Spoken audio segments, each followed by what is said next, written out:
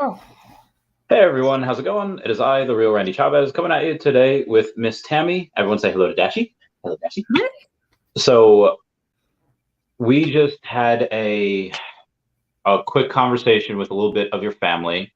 How much of your family is into Vivi because of you, and how many people do you tell about Vivi on a daily basis? okay. First of all, I have one person in my family that's into VV, and it's my 8-year-old granddaughter. Okay. Everybody else thinks I'm nuts. I talk, I don't know, probably every day. I mean, I try when I'm at work. I try to explain it to people at work. They just don't understand it. So it's hard. You know, they don't even like to hear about Bitcoin. So to try to get jobs about OMI, it's like not gonna. And you don't have to say, you could say the area, you don't have to say, do you, what state are you in? Washington. So on the West Coast, I mean, it is still the coast. It's not exactly middle America. Are people in general out there just not as into like tech? Are they not into finance, or is it just, I mean, West Coast is super chill. Like, yeah, I mean, that's it what I love depends. about Up north, for me, they're more, I mean, Microsoft is up there, so they're more into it. And I don't think that people aren't into it. I think that they're just don't understand it. Yeah. They don't understand the blockchain. They don't understand Web3. They don't get where it's going. And so when I feel that the younger generations, because I'm much older than most of the people in the community. And so like younger generations, 20s, 30s, they understand it more, whereas they can see that it's going, but the people in my age group or higher, they just don't get it. Yeah, I mean, it's talking about like Bitcoin and blockchain in general. Just everything, crypto, period. Yeah. I mean, if I would have been smart, a good friend of mine got into Bitcoin in 2017, 16, 17. If I would have been smart and listened to her back then, I wouldn't be working right now. But unfortunately, I didn't. And so now I'm playing catch up.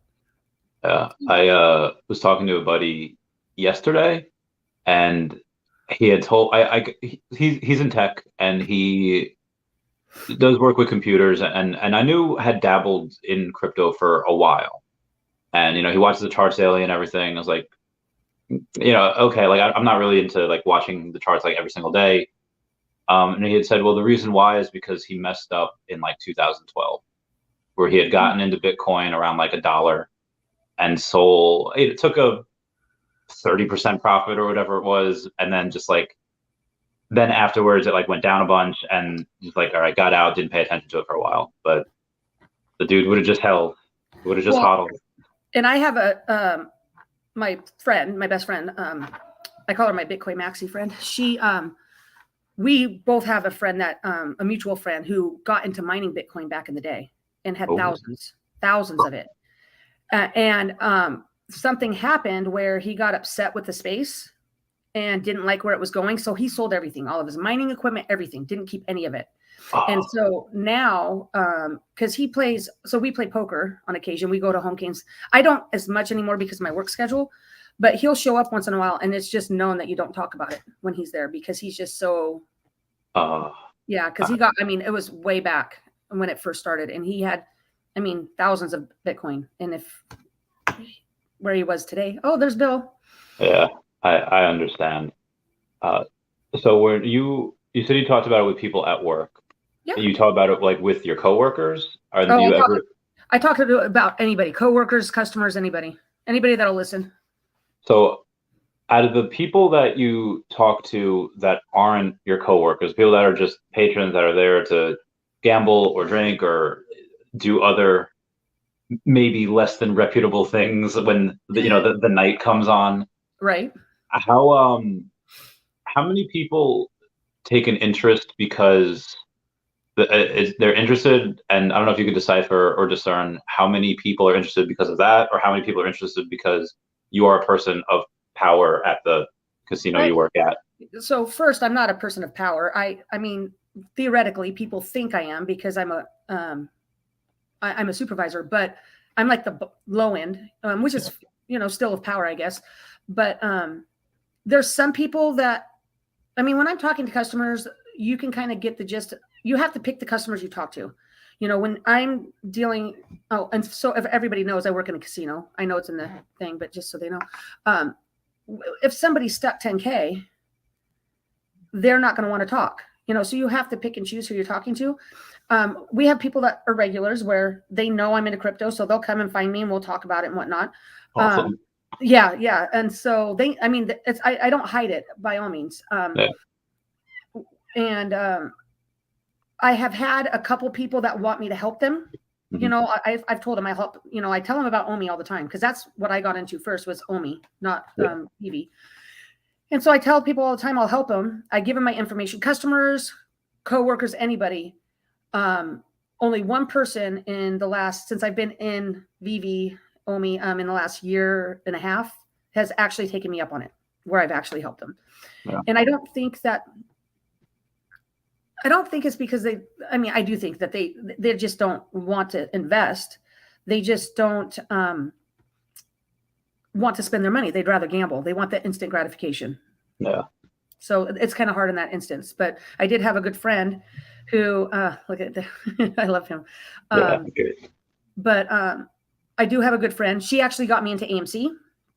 Mm-hmm. So I do have some AMC. Whatever happens with that, you know, I for me, she keeps telling me to buy more dollar cost average, which is fine, but I would rather put my money into OMI than AMC. So that's where I pretty much put my money. Other than that, it's hard to get people to think outside of the box to, you know, when they don't understand or they're only wanting Bitcoin and Ethereum, which are great. I think they're, you know, on the safe side, but I want a better ROI. So it's wild. It's very hard to talk to people that's typically just in classical investing, like stocks or gold and silver or bonds, because every now and then a stock that is, you know, has really good trading and, you know, it's super undervalued. Yeah, you could get a 10x or you can get a however much X, but you know, generally people that really do like safe investing are fine with like 10 to 20% a year, which is fine. That's, you know, more than the S&P 500, but when they hear like 50x or 100x, I feel like a lot of them just they don't believe it and they're like, "Oh, you're telling a tall tale." Like this and they don't think that happened. Happen. They just don't believe. And I have a lot of because I do play poker and a lot of I've been playing for 20 plus years. I have a lot of people in that community that are older generations and they're all about the stock market and they do options trading, all that kind of stuff, which they could do on the other side. That it's just higher volatility, and you have to have a certain temperament for it to have the higher volatility. I mean, my girlfriend, she tells me all the time, like when the market goes up, she's like, oh, she's good because she's got Bitcoin. She wants to go up. But me, I'm like on the opposite. I'm like, no, I want to buy more. I'm still want to go down. Yeah. But the people that are, in our poker groups, they're not interested in crypto at all. They're way conservative. And that's fine for them. They've owned their own businesses, whatever. But I don't want to work until I'm 75. I don't think anyone does. No, exactly. I mean, I want to, and I believe that OMI is going to be one where I will be well off. I mean, if not, then I just continue to work. I do my 401k that they match as my safety net. But other than that, it's 90% of my portfolio is probably in crypto. Nice. Yeah. Same. But most of it's in OMI. I don't really have too much left in Veve NFTs. Like I still have like 68 sets, so it's a good. I only have 56. You only have what? How much? 56 sets. Oh, so I mean, yours are probably better than mine. A lot of mine are like, this is something from Decon that's like 15 gems, or I have like so a lot of them are fairly cheap. It was just a way to get. I don't know, it's just so gratifying to get that number up there and just increase the sets. That's just. Yeah, I'm surprised you're not at 69. I had the DC the 3 secret rare poster sets, and they're good. They sold out, and I'm pretty bullish on them because that's the first time we're getting a DC poster on here. But I'm a slave to the Marvel Mighties, and they needed a good home. Tammy, I love the Mighties. That when I first got into Veve, that's the first thing I started collecting was the Mighties. And why those? What? Why those? I just I like the I know a lot of people don't like the look of them, but I do. I'm hoping eventually it'll be gamified. I know that we've heard things that they cannot particularly be, but maybe if you own it, it can unlock something. Yeah. My thought is that once Veveverse comes out and things are rentable, I want things that will be able to rent. I don't want stuff that isn't a reason why I can't make passive income. So I pick them up here and there. That's fair. I mean, the Veveverse, at least the showroom and the accessories, we should get that. Their aim was Q1 this year, and it may or may not happen. We still have a couple months left, but they have. I think we get that at least the first half of the year. Even if it's not in Q1, we'll probably have it by Q2. And if we can go and get that, the next thing after that is supposed to be. Well, gamification was supposed to be Q4. I'm looking for the thing right now that I had screenshot the other. Okay, here it is. It's World. Phase 2 is supposed to be like VV City and IP branded worlds. Yep. And even if we don't get that in the first half of the year and we get a second half of the year, I think that's major because we could see which worlds do we have. I'm expecting like a Cryptkin world, or I'm expecting like the smaller world, like the smaller IPs, because they'd be easier, a lot less red tape than like Marvel or Disney or DC. But if we get one of those big licenses, like if we have a Universal World or like a Marvel Land, I'm going to lose my mind. Absolutely. And like my Bentley, who you met earlier, she has her own showroom. Yeah. And she loves it. And she plays, literally plays Fortnite. And so before we came on, she was playing Fortnite and she was talking about the skins and stuff. And I said, wouldn't it be great if you can bring your collectibles in?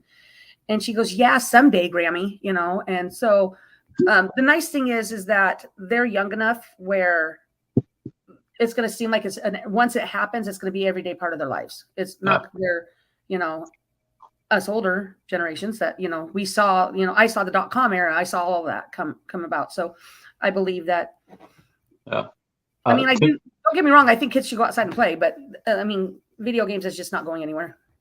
Yeah. Where I first saw it, and it wasn't even me or any of my friends' kids. It was, do you know Doctor Strange? Not like the Marvel Doctor Strange, but like the Doctor Strange in Veve? I think I've seen it, but I don't know him personally. No.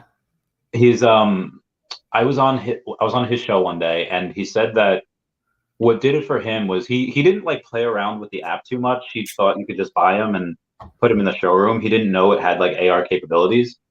So he told his kids, like, you guys can have one collectible each, that I'll buy for you, and then you could play with them in the showroom or whatever. And I said, okay. And whatever it was, like, he bought them. And apparently as a parent, if your kids are like too quiet, it's a little suspicious. So he's like, it's been like 45 minutes. Like, where are they at? I haven't heard a peep out of them. And they were playing in the backyard with something. And it's like, all right, whatever. He like goes, watches football, does whatever. Like a few hours later, they're still in the backyard. And he's like, what are they doing? And then he goes, because like he has all these video games. He has all like anywhere from like the original Nintendo up to like PS5. And he's like, what are y'all doing? Like, what are y'all playing? And he's like, oh, we're playing like Veve, like with the Veve. And it was like the AR capabilities. It was like the showroom outside. And he didn't know that you could do that. So that was his like click saying like, oh, this is actually really cool. Like the younger generation likes it. Yeah, well, and I wish I was more creative to be able to do that. I'm just not. I can buy OMI. Yeah. Someday, Grammy. I can buy OMI. I can do exchanges, but that stuff is it's a whole new world for me. Yeah. Tim Cook said maybe like a month or two ago, and this is very forward thinking of him. I don't forward looking statement. He doesn't usually say things like this, or he says that when we get AR, we're not going to know how we lived without it. And I'm not 100% sure why you have why he thinks that. I'm pumped, the CEO of Apple saying that we're going to be living like that because that's good for Veve. What applications do you see it being used for outside of gaming and outside of just Veve stuff? Oh, just like Web3 or just the Veve? I mean, anything like AR. I mean, Well, my mind's going to a really dark place right now. no, I mean, I believe, like, I just went to a conference in Vegas in October for the casino industry. And they have, you take classes and whatnot. And they, one of my supervisors couldn't believe that they had crypto related classes, blockchain, metaverse, all that kind of stuff. I mean, I think everything's going to be integrated. Anything from, for NFTs, anything from buying your house, or like, Mr. Wonderful likes the watches, I mean, I read something or heard something where he bought a painting at Christie's auction house and wouldn't complete the sale without an NFT, proof of ownership to go with it.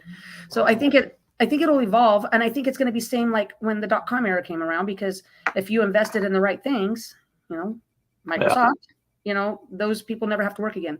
And I think it's going to be the same thing here. It's just trying to get outside of your comfort zone. I mean, the whole AR thing, I mean, when we were at Decon, I put on the goggles, first time ever, and I could only do it for like 10 seconds because I'm not used to it. So now, I have motion sickness. You're right. Yeah. And it was great. I loved it. I liked it better when Dan showed it on the TV with everybody to see, because then I didn't get the motion sickness. But for me, since I don't do it, Veve Fam Bam, she's like, oh, you need to get one. We can chat and do all this stuff. I wouldn't even know how to start. I'd have to message her and say, okay, what do I need to do? Or Silicone Secure said the same thing. And then he says, wait, there's a new one coming out. So it's just, I have to help with other people's input on where to go, because I just, I like the collectibles, I like OMI, and I just keep accumulating. I mean, I haven't sold anything since January, probably, maybe February, but I just keep adding. So there's you said one person had called you to help with them buy OMI. Yeah. Has anyone called you to be like, hey, which ones do you suggest on Veve? Has any client or patron of the casino or anyone close to you done that? They haven't per se asked me which ones I recommend. They asked me what I have. I mean, they knew. They knew I needed that partner statue to complete the series, and right before Decon, I got it. So, yeah, and that's what I mean. Like right now, the market is just going crazy. I mean, my portfolio in the last week and a half, my portfolio has gone up. It's up probably 3K just in a week. Nice. And I believe it's partly because the whole cash out thing. I mean, but I am not a gambler. I mean, no, that's not true. I am a gambler, but with this, I am not. I am. Nobody's going to time the market right. I'm not going to try to sell stuff and then try to buy it back. I would rather just keep it, wait for 5 years and see where it goes. And I'm okay with that. I know a lot of people, I didn't get in until September of 2021 is when I got in. A lot of people got in February, March, the beginning of the year. Yeah. So they don't want to put more liquidity in. I'm okay with working an extra day at work, do Instacart before work. I don't care, just to be able to have more money in. Like I know that Disney's potential drop this next week, so I got to deposit money so I can. I mean, I don't know what's going to be, but I'm going to have money just in case. We're thinking Oswald the Lucky Rabbit. Yeah, that's what. Yeah, I saw that. Yeah, so there's a bunch of people thinking that. Really, the big hint was Alex retweeted. Yeah. One of the things, and it's like, okay. No, I love the hints that they give. It helps with the community, speculation. I mean, I could do without the FUD. I mean, because my opinion is that if you don't like it, then why are you still here? Yeah. But it doesn't matter what project you're in. Ethereum, Bitcoin, they all have it. So it's just reading through the lines and listening to what you want to listen to. Yeah. So and this is why I'm like, you mentioned before that a lot of people that are in the casino are just, they want that instant gratification. Yeah. And I understand stock, sometimes you have to wait years for them to go up a certain amount of percentage, but I feel like a lot of gamblers like myself would really love crypto because you don't have to wait years for it to go up. It could go up, in a couple months. Obviously, in a bear market, it's not, but. Right. And I mean, yeah, because they want the instant gratification, and you would think that somebody that goes to the casino would love crypto because it's high volatile. It's just like going to the casino. You know, I mean, people come in expecting to win. And I tell customers all the time, if you only lose what you brought in and don't have to go see Adam, which is ATM, you know, we call it Adam. Yeah, we have acronyms for everything. Yeah. You win. If you only lose what you brought into the door. Well, I mean, and don't get me wrong. I mean, the other night I didn't want to come home. I'd recently moved. So, oh, I love him. I know. I love him too. He's my Veve husband. Yeah, he told me when we went to Disney with Veve Magic and stuff, and we just clicked. And so he calls me his Veve wife. And I said, that's fine, as long as I go down and meet your family, then we can do that. But you know, the other night I went and I didn't want to go home. I didn't want to wake up the household, so I decided to play. And where I work, we cannot play the table games. There's no poker room, so I can't play poker. And we cannot play table games as part of the policy. So we're going to play slot machines, which is the worst odds. Yeah. Anything is the slot machines. But I mean, I went, took out $100, played, and I won $700. Guess what? Cash that ticket out and go. The problem is people, you know, if you win, like I won that within 35 minutes and I was done, you know, but people don't do that. You know, they want more. And when they lose, they think that they can get it back and they don't know when to stop. Yeah. I mean, I've seen multiple times. I mean, one time I was cashing out at a different casino and I was walking by and this lady was telling her partner, you just spent the rest of our rent money. If you're going to the casino and gambling your rent, your mortgage, your bills, you shouldn't be there. Yeah. That's hard. I mean, no, most likely that person probably just had a problem. Oh, 100%. But I have seen some people that are, like you know, poker is a skill and they are, you know, usually pretty good and they win enough to make a living. But sometimes, you know, some months are better than others. And, you know, and it's really easy to spend money if, hey, had a good week, made 5K, let me spend the K on this and, you know, a couple hundred on this. And it just, you know, it goes quickly. And I've seen some people like play with their rent. Sorry, Bentley wants to say, Bentley, come here. She really wants to say hi again. Hurry up. I want to hang out. She wants to hang out because she just loves Veve. Okay, so this is Bentley, everybody. She's going to be my, she's going to take care of all my collectibles when I'm old and gray. Okay. All right, you can stay, but okay, go ahead. All right, bye-bye. Okay, she's good now. Okay, call me when I come back. Yeah, so, I mean, with the casino, it's pretty disheartening. I mean, when I see somebody in, I mean, a month ago, I said, by the time I got to work at 6 p.m., 6 to 9, somebody was already in 26K. And I mean, when I see that, I just think, oh, you know, I could buy a full Bitcoin. I could buy, at the time, I didn't have my partner statue when this happened. I don't think I could have bought, you know, 5-star statue. I mean, there's so much I could do for, you know, just somebody coming in and just losing all that money. And again, I've been there. I mean, I used to be a heavy gambler. I've won, you know, I've played blackjack and poker. I've gone in and, you know, multiple times with a $500 buy-in and cashed out 20K playing blackjack, you know, but it's addicting. So you have to have that mindset. Look, if I'm going to go gamble, I'm only going to spend this. If I lose, great. If I win, great. Go. The unfortunate thing is people that gamble usually can't do that. Yeah, they usually just lose it all. Are we frozen?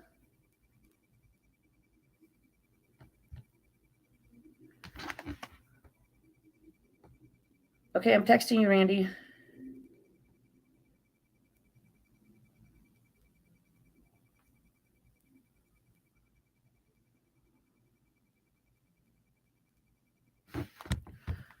All right, let's log out. Sorry about that. Can oh, there you are. Yeah. Okay. Is there a second one of me over there? Yes. Okay. There you go. Okay, there we go. It says Randy was stunned. I guess the face I was making just froze like that. It was entertaining. So yeah, the person that was down 26K, was that someone that you knew, like, oh, this person makes like 400 grand a year, that's fine? No, it was, so I work nights and he was a daytime whale. You know, he comes in all the time, but daytime, I don't know. That was the first time I'd ever seen him, but from what I understand, he comes during days. People are creatures of habit. So at the casino, you know, usually if you gamble at night, you come at night. Days. Oh. You stay in your sections, you know, like if you like roulette, you stay in roulette. If you like blackjack or Spanish or whatever, you stay to those games. And so it gets to the point where you learn. I mean, I've been at this casino for 2.5 years. Yeah. And I've been flooring for 2 years. So you start to learn, you know, people's names. If I know your name, it's probably not a good thing. Yeah. Probably that means you come a lot.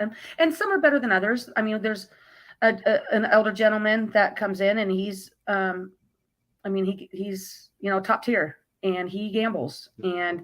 But I mean, just the way, I mean, he's the type of guy that he doesn't want to be talked to. So I'll say, hi, mister, you know, good morning. And then you leave. You don't talk to him. But just the way that he presents himself, you know, his business, he's business orientated.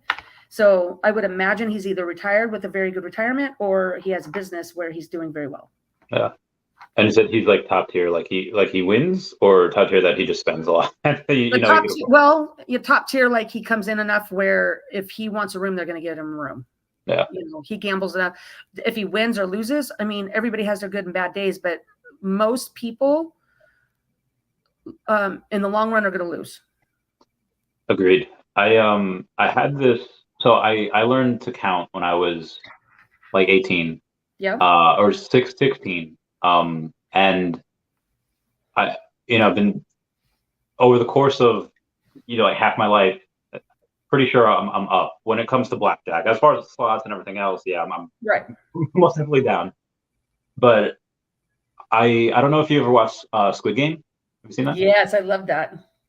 So that first episode, I almost couldn't watch it because you have that loser gambleaholic that first episode, and my body had like this freak out where I was like, you know, if I was 5% not as good as I am, or just, you know, a couple IQ points lower or something, I would probably be that guy because I do love gambling. I do, you know, I'm a little bit of a degenerate, and I don't know, like being so close to that all the time. Is that why, you know, you're never going to be like that because you've seen the horror stories and you've seen people like lose their shirt?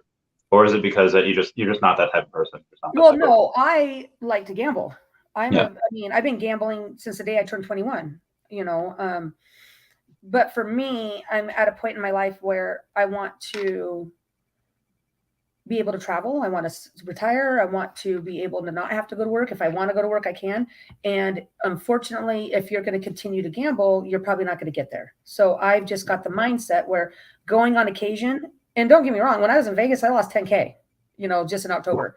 And I'm like, geez, and that was because the conference was 4 or 5 days. I was there for 6 days in Vegas. And it didn't matter what I touched. It didn't matter if I played poker. It didn't matter if I played blackjack. It didn't matter what I touched. It was just a losing thing. And when I did that, that was before I bought the partner statue. I was just sick to my stomach because I'm like, I could have bought 3 for the money that I spent in Vegas. Yeah. So it's just retraining your brain on what you want to do with your life, in my opinion. I mean, I've got grandchildren. You know, they know when I got Elsa that, you know, they'll tell you that that's for their college. That's their education. They don't realize that I got OMI and that's how I'm paying for the college, not by selling my Elsa. But it's just what I want to leave for my family. Not even leave for my family, but, you know, what I want them to have when I'm gone. You know, if I can help them in life, I want to do that. Continuing to go the gambling route. Again, I like to gamble and I do it. I know I was broke. I do like to gamble. And I'm a social drinker. So, you know, I don't normally, if I gamble, I don't drink. Very rare because you see it all the time. There's a reason why Vegas gives out free drinks. They know me too well. I love it. There's a reason, you know, it impairs your judgment, all that. So, for me, I just want to have a better life. You know, I don't want to work. I mean, my mom is, how old is my mom? 55, so 67 or something like that. 70, almost 70. And she's still working full time. You know, and I'm not going to be like that. I won't. And so I see people at the casino and they, you know, they don't know when to say enough is enough. And I mean, I'll have customers come up and they're like, well, should I leave now? I love him. He's so great. I love him too.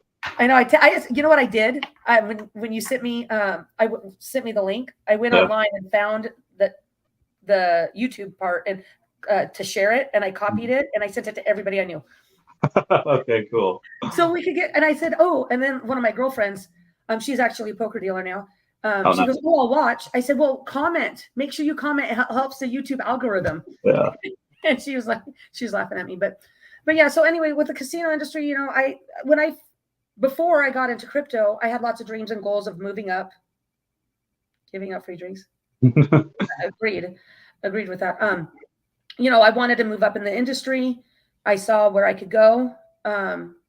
It's all politics, especially at tribal casinos, FYI, but it's a lot of politics. But now I'm reevaluating things because I'm still keeping that open.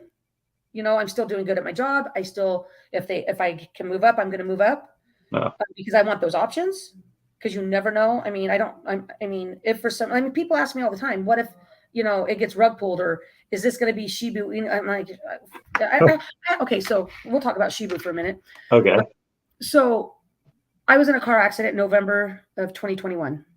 I was off work and people wouldn't listen to me. They wouldn't listen to me about Bitcoin. They wouldn't listen to me about OMI. They wouldn't listen to me about anything. So I was off work for 6 weeks because of this car accident. Yeah. Come back, and this kid comes up to me and he says, what happened with that shit? I said, what are you talking about? And he goes, that crypto. And I could tell by the way he was talking about Shibu. And I said, are you talking about that Shibu Inu thing? And he's like, well, yeah. And I go, I don't understand your question. He goes, well, I have two friends that invested between the two. It was a 10 to 15K between two people. And I said, well, first of all, did you ask me to invest it, if you should invest in it? And he's like, well, no. I said, have you ever heard me recommend that? And he's like, well, no. And then why are you talking to me? I'm like, you know, so people think that, you know, you buy this crypto that has 10 zeros and a 1 or whatever, they're going to get rich. And granted, there's going to be some out there. Dogecoin millionaire, love him. You know, I mean, there's going to be people out there that make money on those, but you have to know when to sell.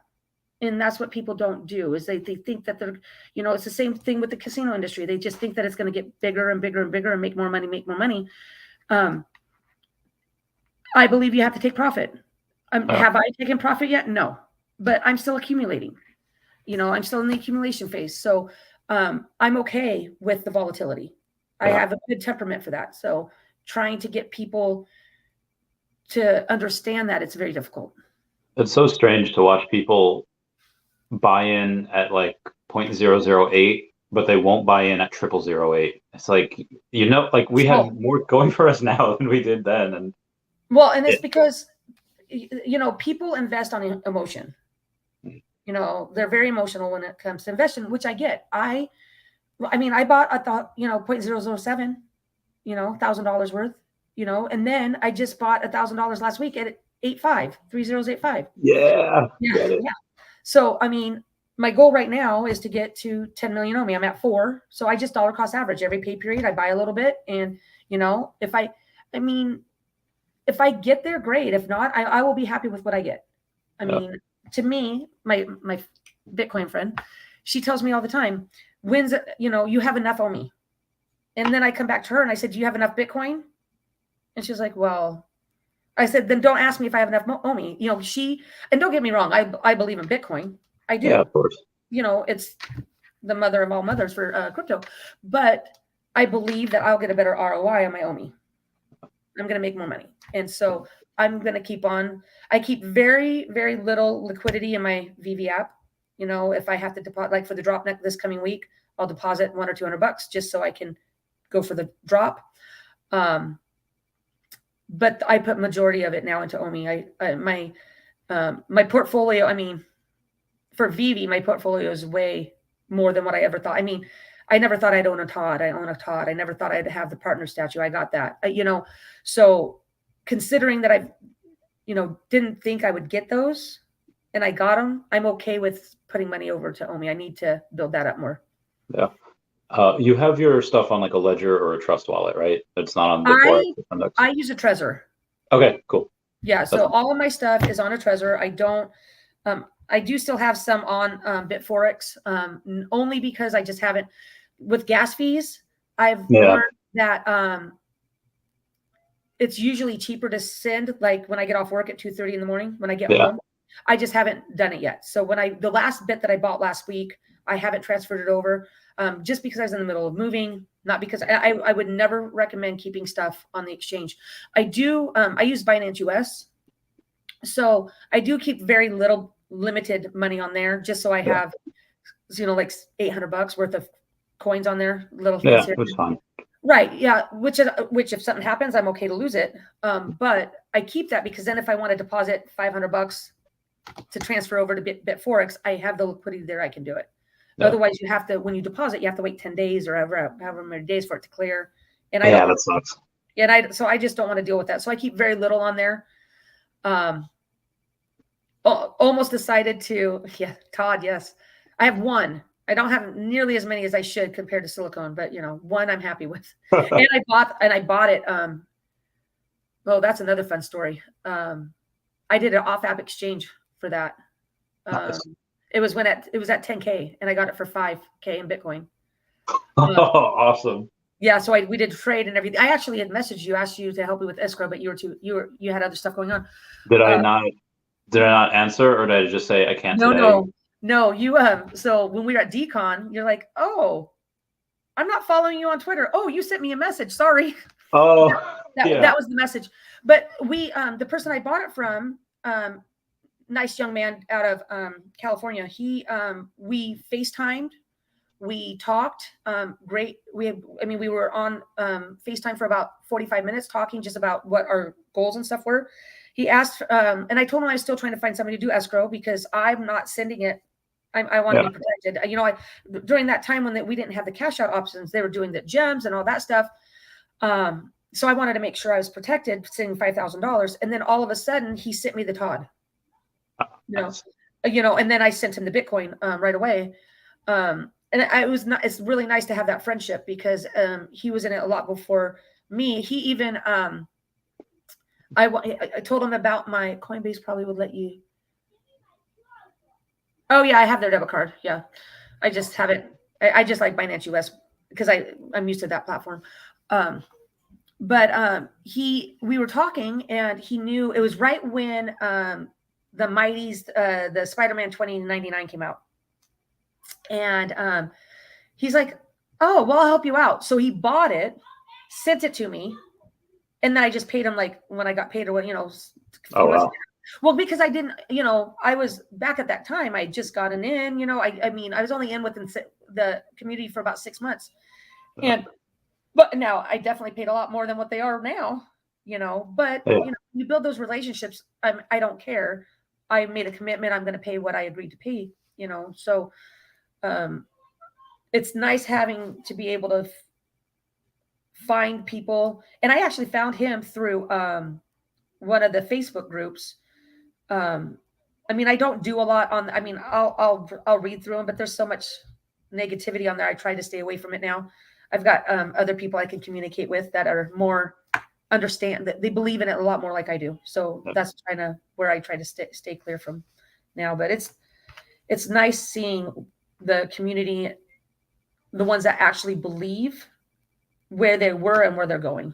Yeah. So that's why I like the events, because the events, like, again, it's hard because I've never seen any other group of investors like fund their own investment like the way we people do. But at the same time, like, it's just sometimes the loudest people in the room have to be like the smallest amount of people can be the loudest. Right. At the events, everyone's just happy. Everyone's just vacation and you're around other like-minded people. It's where like the Island of Misfits go, and it's I think the events are similar to. You ever hear of Amway? I do. Yeah, my ex-husband did Amway. Yep.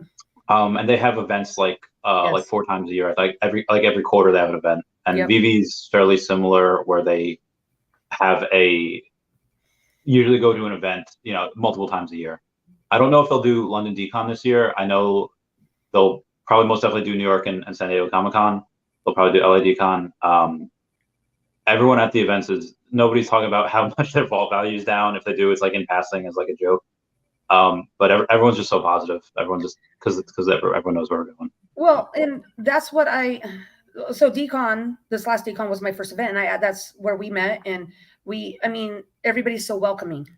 Veve Fam Bam, taps trays. Him and I, when we were at the first night when we met at the Disney, downtown Disney, we were talking, and we had a conversation. He goes, "This sounds like a YouTube video." I'm like, "You can go right ahead and do that because I just don't have time to coming and visiting with you. I love it, but I want to be out there. I want to participate, but I just don't have time to do all the editing, all that kind of stuff."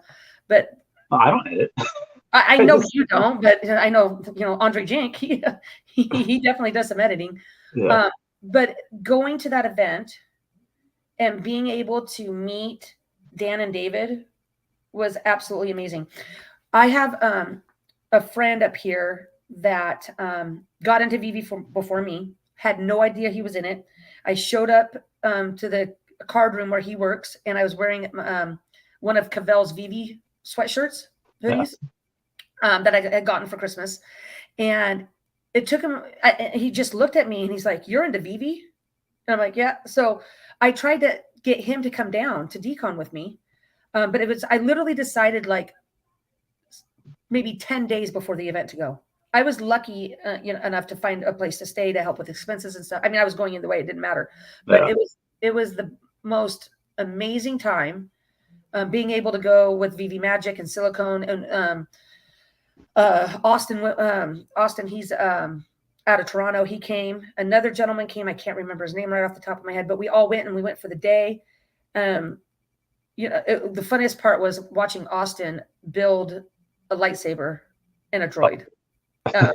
He's like a little kid. It was awesome. But going to that event and being able to meet everybody and just be with like-minded people is wonderful. And I want to go to more. I would love to go to Comic-Con, but from what I understand, those tickets have been sold out forever. It's hard to get in. But Decon is more, I think Decon is more intimate, it's smaller. You get to see more. When I met Dan for the first time, he's like, "Oh, let's do a picture." I'm like, first time ever meeting him, and they're so down to earth. It was absolutely, and seeing them at karaoke, that was amazing. They have no problem coming out and spending time with the community, which is, what can you not like about that? Yeah, they're pretty awesome, everything they do. I almost wish that obviously they want to spend time with people that help make Veve success and help enjoy the spoils of business and pleasure. But I feel like they get so little time off. Like they don't get any time off. Like that this cuts into work. That I think if David's lucky, he gets maybe 15 minutes a day to read a Star Wars collectible book or read something. And it's I feel like they're they doing the Lord's work. I almost hope that they don't feel obligated to do stuff with us. If they need just a couple days, instead of doing that, they want to just chill on a beach somewhere. By all means, go and take that right time. No, and I'm all about the beach. And regarding that comment that just came up, I agree, exchanges would be great, and they'll come, but I'm also a firm believer that we need to wait until we're in the bull run. If one pops up because we are down to only 3 to help it easier, then I get it. But I want to see the success of the whole project, the coin, the NFTs. And I was in the crypto side first before the collectible side. And so, and I hear a lot of people saying, they said this about exchanges, they said this, and I get it. You want it to be more convenient. And I understand that. However, if you look at the broader picture, do we really want to be on Coinbase right now in a bear market? And that, I think that's hard for people to understand. It's harder now because in the last couple of weeks, when you see Gala and Solana and a bunch of these other coins that are up 80%, 90%, and OMI's up 8%, Well, and I agree with that. I get However, that. you know, when we go over to Coinbase, yeah, we could be up and we can go up to 5 cents. But if we wait till the bull market, we could be up to a quarter, or, you know, I mean, I don't know. I do understand where people are coming from. I get it. But for me, it's long term. Yeah. I mean, so, and this is what makes it hard, is just because when people can't comprehend something, most people will say it doesn't make sense because they can't comprehend it. Whereas some people will say, like, hey, I know this, what they're doing, this company is doing X, Y, and Z for a reason. And even though I don't understand it, I trust the people that are smarter than me. Right. But I feel like a lot of people that are really like fighting and naysayers, it's just because people are impatient. And I might get a lot of hate for this. And this is their first time investing and they're tired of being down. And there is some people cannot comprehend what's happening. And because they can't comprehend it, they say it makes no sense at all. No, I agree 100%. Yeah. And that's, you know, I have my friend who I helped buy the OMI. She bought it at like 0.4, 2 zeros and a 4. So I keep telling her, oh, you should go buy 500 more, you know, dollar cost average. You'll get way more than what you bought at that. Yeah. But she's like, you know, and she invests in stock market. She's more conservative, even though she did buy a lot of AMC. But she does options trading. She does all that. And so trying to get people to understand this is the best time to buy.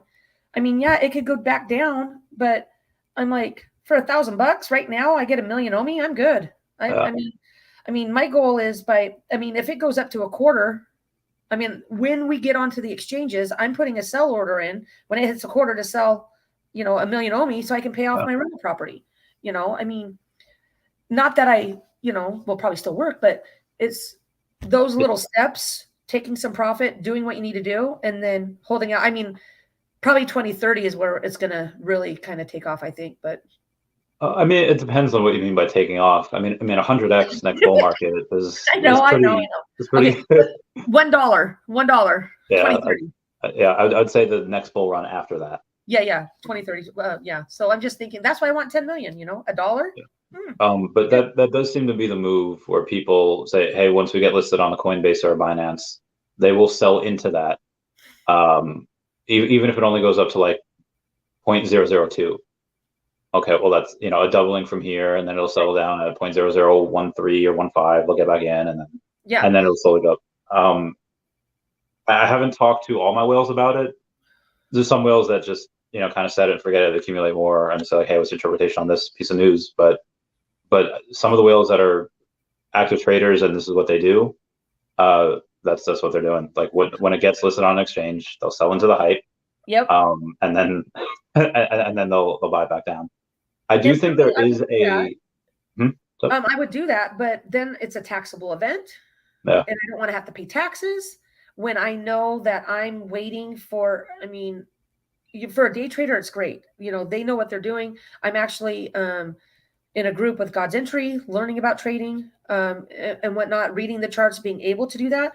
Not saying that I'm going to be a trader. I mean, I'd like to be able to, but it's hard. It's hard to pick that timing. And for me, just because I'm more the long term, I mean, I just want to, I'd rather be safe and just wait for the bull run, you know, the next market. God's Entry is very good at what he does. He's probably one of the best technical analysis guys that I've ever met.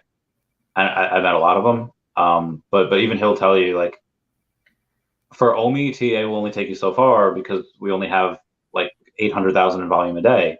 Yeah. Where what happened a couple months ago, where we had a 2 billion OMI sell order at 0007. Well, some random whale decided to put in $2 million and it jumped 30%. And like, and people in TA, nobody was accounting for that. Everyone was accounting for like, oh, it can go up here, it'll go down there. Yeah. No one was accounting for somebody to put in, you know, 4x the average daily volume in one order and to have it jump. Well, because they only look at the charts. They don't look at all of the God's Entry calls it the noise. You know, they don't look at any of the noise. They just look at the charts and see where things are going, which is good for Ethereum, I think. But with OMI, I think it's a little bit more difficult. Yeah, but this is where TA gets a lot better when OMI's on another exchange or two. Like, I mean, KuCoin, Kraken, like Crypto.com. Like, I don't think you really need Binance or Coinbase as of right yet. Like, if they just have like a couple of good ones, then I think when the volume goes up to a couple $1 million a day instead of 800,000, then I think it gets more stable, and then TA gets a little bit more accurate. It's a lot harder to put in 30 million than it is to put in 2 million. So. No, yeah, for sure. And I do agree, KuCoin and crypto.com, I mean, I have both of those accounts. I don't use them, but I do, if I want a coin that I can't find on the exchange, then I go buy it over there. And I have to admit, I mean, when I first got into crypto a few years ago, I mean, I was just buying everything, God, I can't even think of them, Cardano and Polygon, just buying all of them. Oh yeah, I like. Thank you. I like the screen. That's what I have on my Facebook. The beach, but I thought Me Home was just I thought you just lived on the beach. I will. Well, let me know. I want to come. I want to live there too. I need warmth. I'm tired of the cold. But if they don't just jump into straight Binance or straight Coinbase, I would be more happier because I am having. I'm still in accumulation mode. I'm still buying and buying and buying. So there's a couple of things that when we do get listed, I don't know. This kind of conversation with me and a couple of friends the other night.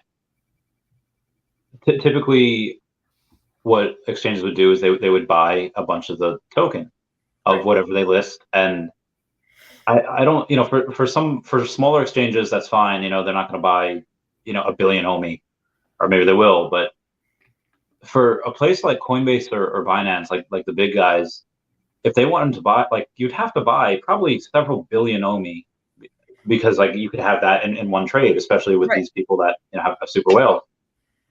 I don't know exactly what that's going to do if they decide to go and try to, like, you can't buy it from the market. If you try to buy 1 billion OMI from the market right now, I mean, the price would increase like 30%.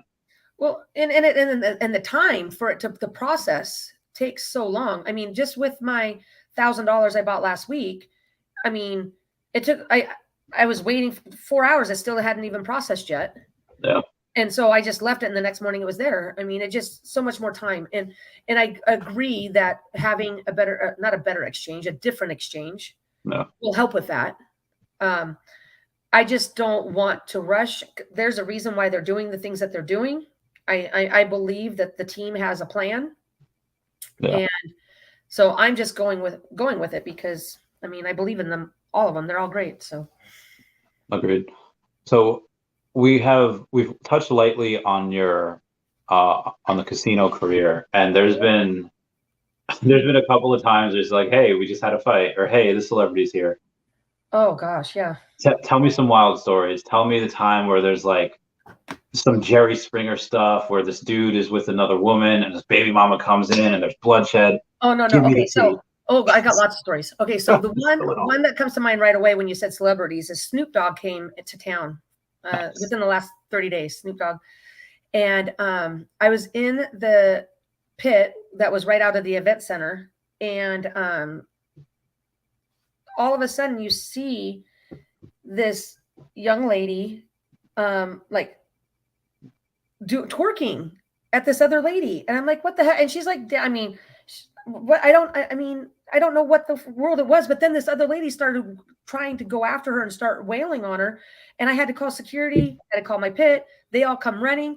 And I guess the girl had brushed, this is what started it. The girl had brushed up against this other female. And then just, I mean, it's so stupid. The reason why they get in fights, it's just because she barely touched her. And then the other girl started to antagonize her. And then this other cousin started going at it. I mean, it's like a big old fight where give us Jerry Springer stories. And it was just crazy, and there's this one that just happened last weekend. This lady just started wailing on this other lady, and they were family, they're cousins, over stupid because they're too drunk, because they're drunk. And I mean, the best entertainment that I have is cutoffs. You know, you can always tell when somebody's going to get cut off. So everybody that's listening, this is usually what happens. When you're gambling and you see people gather behind your area, like it's going to be, usually it will be a food and beverage manager, a pit manager from our department, tribal gaming, security. You're gonna, I mean, it's like up to 10 people, depending on who it is. It's just the most entertaining thing ever because I can see it coming. I don't know where they're going to go. I mean, not, it's, you know, because unless it's one of the people that I've called on, because we have to monitor that. I mean, I'm not knowing where it's going, but it's the best entertainment of the evening. And usually, you know, when it starts, I mean, we've had people cut off like at 7 o'clock. I'm like, you guys, you got all night. At 7. Yeah, they get cut off so early. There was this one night. So we have 2 pits. Well, we actually have 5 pits, but the main area we have 2 pits, and there's probably 15 tables in each section, maybe 20 in each pit. And I'm in the craps area, craps pit. We call it the craps pit. And then the pit next to us, you know, 30 feet away is roulette. Next thing you know, I'm calling security because this guy, there's 2 guys in front of one of my tables, and they're like rolling around, slamming and doing what they're doing. So I'm on the phone. Everybody comes running. The guy that started it was on top of the other guy and covering the guy's mouth, and he ended up biting into his hand. I mean, there's nation. Like bought it down so far that you could see the bone, the cartilage. You could see through it. It was so gross, and it happened because the guy that started it hit on the other person's wife, and so they or girlfriend, whatever. So they started going. Ended up getting arrested. You know, and when it gets to that point, we have to call tribal police. They'll call tribal police, and they escorted him to the closest hospital, had stitches, and got arrested for it. It's just absolutely amazing how people, you know, you're there to have a good time, but you're going to get in a fight over something. This other time, this is probably 5 months ago, I see this 2 guys fighting, and this lady, one of the girlfriends of the guys, starts getting on top and wailing on him. And one of the gentlemen said, so it's okay for him to grab my wife's breasts at a slot machine. That's what he said. But it's not okay for me to defend her. Well, they ended up getting barred. They both got not barred for like, I don't know, 3 days, whatever. They had to leave. The one that started it, the one that started though actually hit. They got barred for like 3 days, and then the other people that were supposedly offended by this gentleman brushing against her, they were literally back within 24 hours gambling again. They really don't care. You know, they start drinking the alcohol. It gets in their mind. It affects their decision making, and then they just come right back and just keep on going. Oh man, that's wild. So yeah, no, it's pretty entertaining. Yeah. I think I probably told the story once or twice. I don't know if anyone. It's been a while. I think it was 2014. I got roofied in Atlantic City, and I was, and so I'm with my. That's funny. Yeah, so I'm with 2 of my friends, and they I mean, no one really knows. Name's Joyce and Lida, and I remember, like, I usually like to keep count of like the drinks, and the easier way for me is to pocket the $1 white dollar chips, and for each drink that I have, I'll pocket. And we were there for a couple hours, and I woke up and I had 5 of those white ones when I came to. But I remember I was like, Lida, I don't feel well. Like I got really dizzy, and I was like, and I think I remember throwing up in the bathroom, but then I wake up to like maybe an hour later. We're in the parking lot of I'm throwing up in the parking lot of a Wawa, and I was like, oh God, like Joyce, like what? Where are we? Like where's Lida? He's like, we told you, Chavez, you got roofied, and you've been thrown out. And like apparently I'd asked that question like multiple times, but finally I like recall it. I was like, oh yeah, it was like the worst thing. Have you ever had people get like roofied? Has there ever been like a major like, whoa, some real bad stuff went down. Not, Like, not to my knowledge, could have happened, absolutely. But when things happen, usually we don't, like, if something happens in a pit that's different from mine, I don't usually, they'll be talking in the break room in the EDR about what happened, but we really don't get privileged to that information. If there's like a health risk or a health hazard, or, they'll tell us, we have to watch for this, watch for that. But have I ever seen anybody get roofied or anything? No, I have not. Which is a good thing. I would never want that to happen to me, let alone to somebody else. Sorry. Yeah, 0 out of 10 would not recommend. It was, it makes for a fun story now because I could tell people, yeah, I got roofied once. Well, yeah, no, it's funny. I just try to picture somebody roofing you. I'm like, what did they want out of it? I don't know. I think some people just want to watch the world burn and like, oh yeah, let's heck this kid up. Like, I don't know why. Yeah. So. Yeah, I was gonna say, because again, I've never done any of that, but I thought that it was so people could take advantage of you, sexually. Yeah, it could be that you could just want to rob someone. You could just it doesn't. Yeah, it doesn't have to be. If some.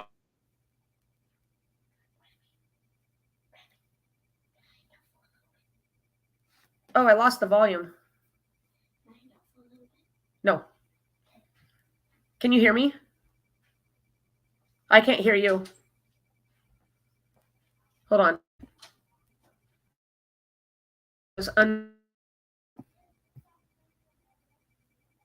Nope, still can't. Okay, so sign out and come back in. Okay.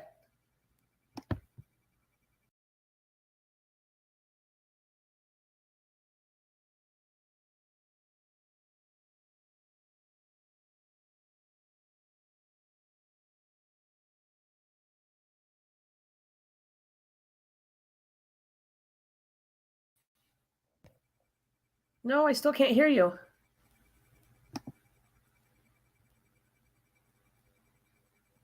Oh, see, they can't hear you either. It's on your end.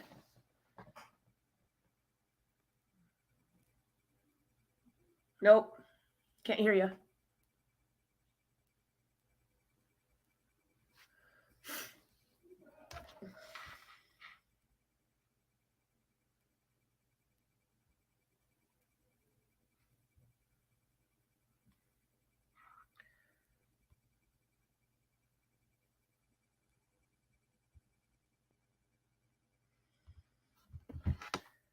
Okay, Randy.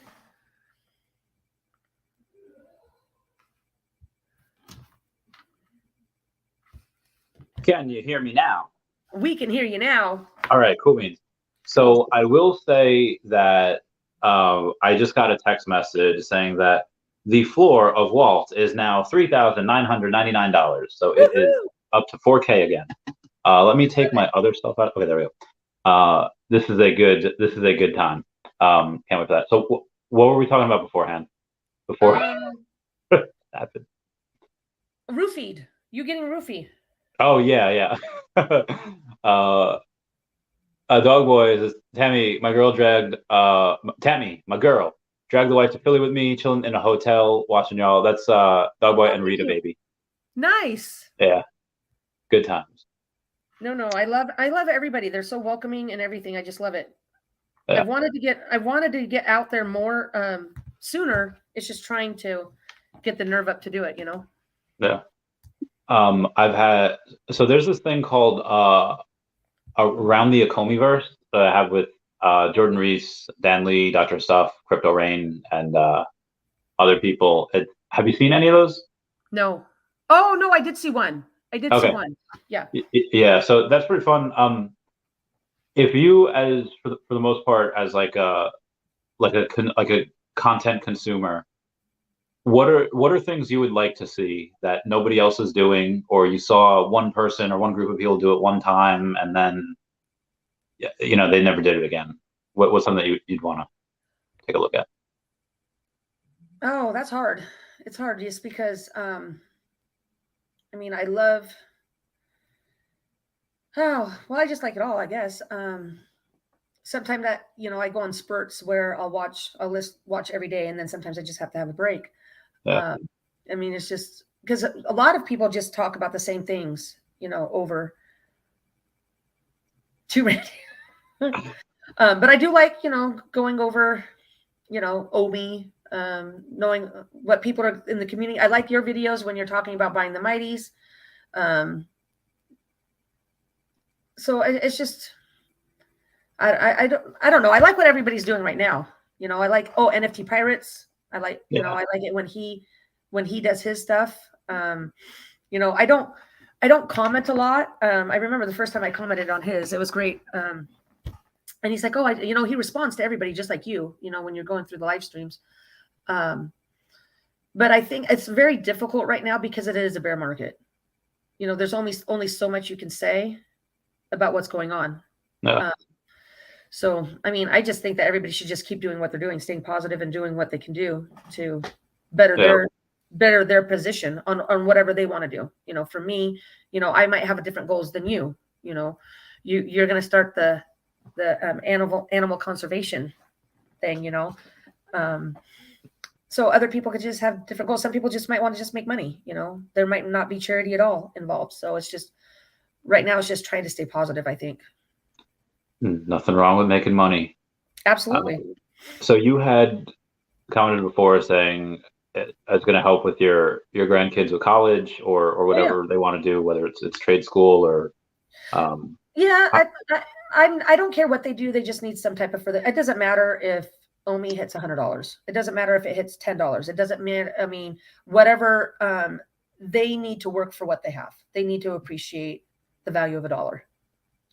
Do you think that because Gen X tends to be like the last of that generation that really is like super pro school, because a lot of my generation that had gone to school and gotten a whole fudge ton of debt, and they can't pay it back, or they're not working in the field that they graduated in. How knowing a lot of that, how important is school, do you think, for your grandkids? I don't think it's necessarily, I mean, I went to school, OMI Panda,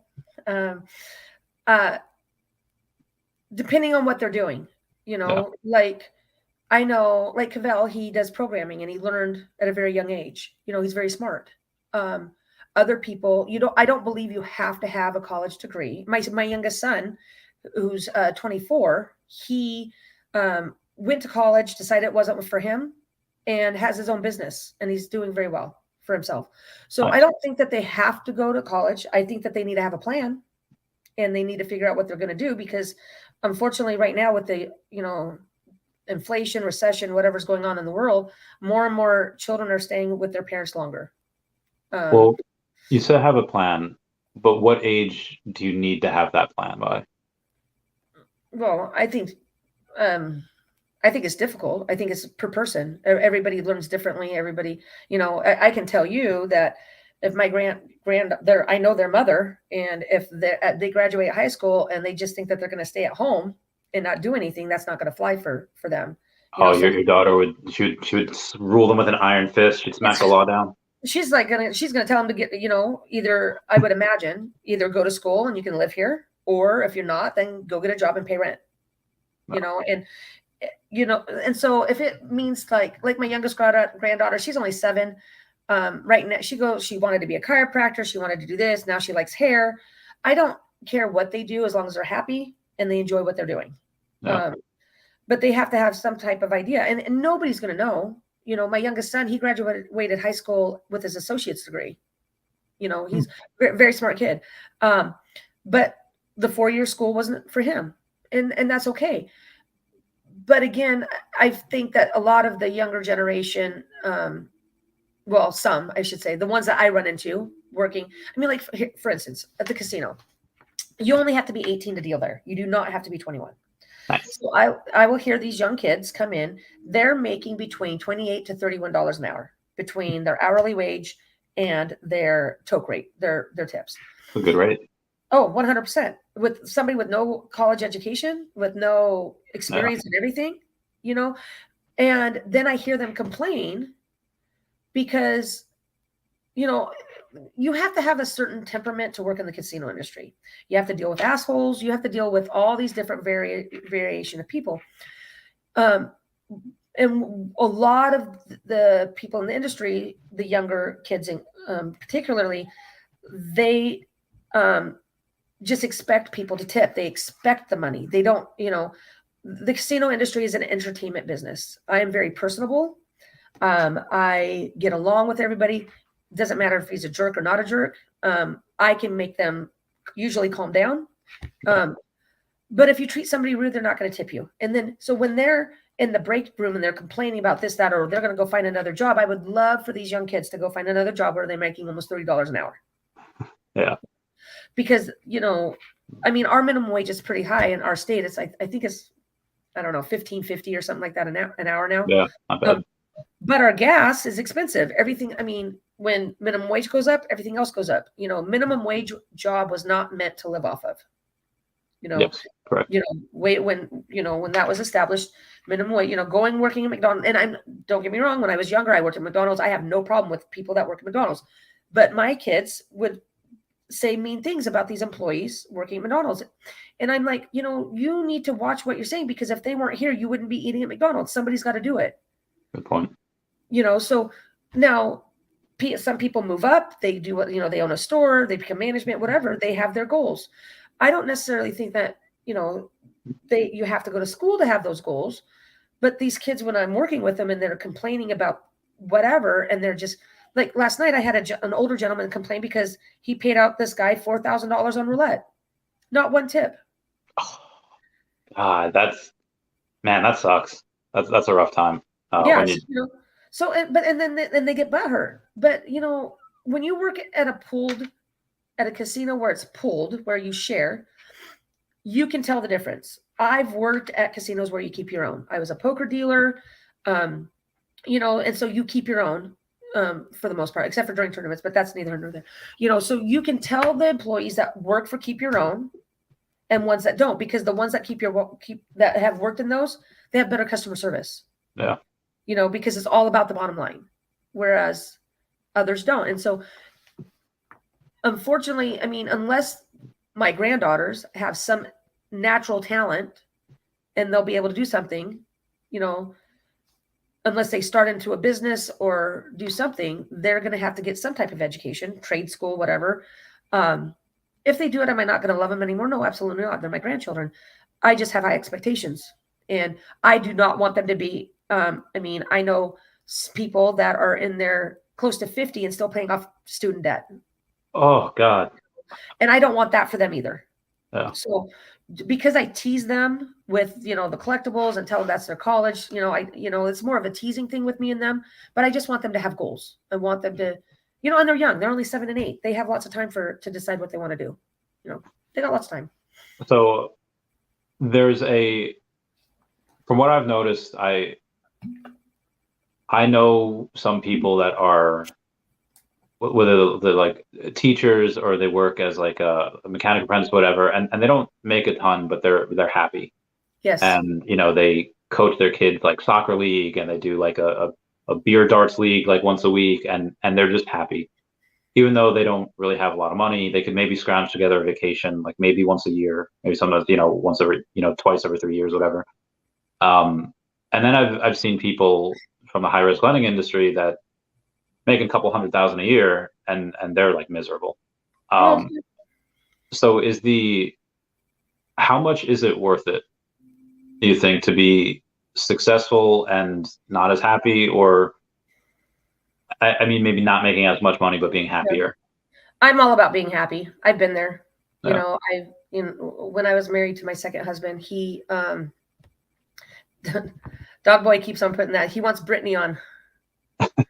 Yeah, we did a New Year's stream with a bunch of people. I know, I came on. Oh yeah, I forgot. Yeah. Every break. It was so long ago. It was a few weeks ago.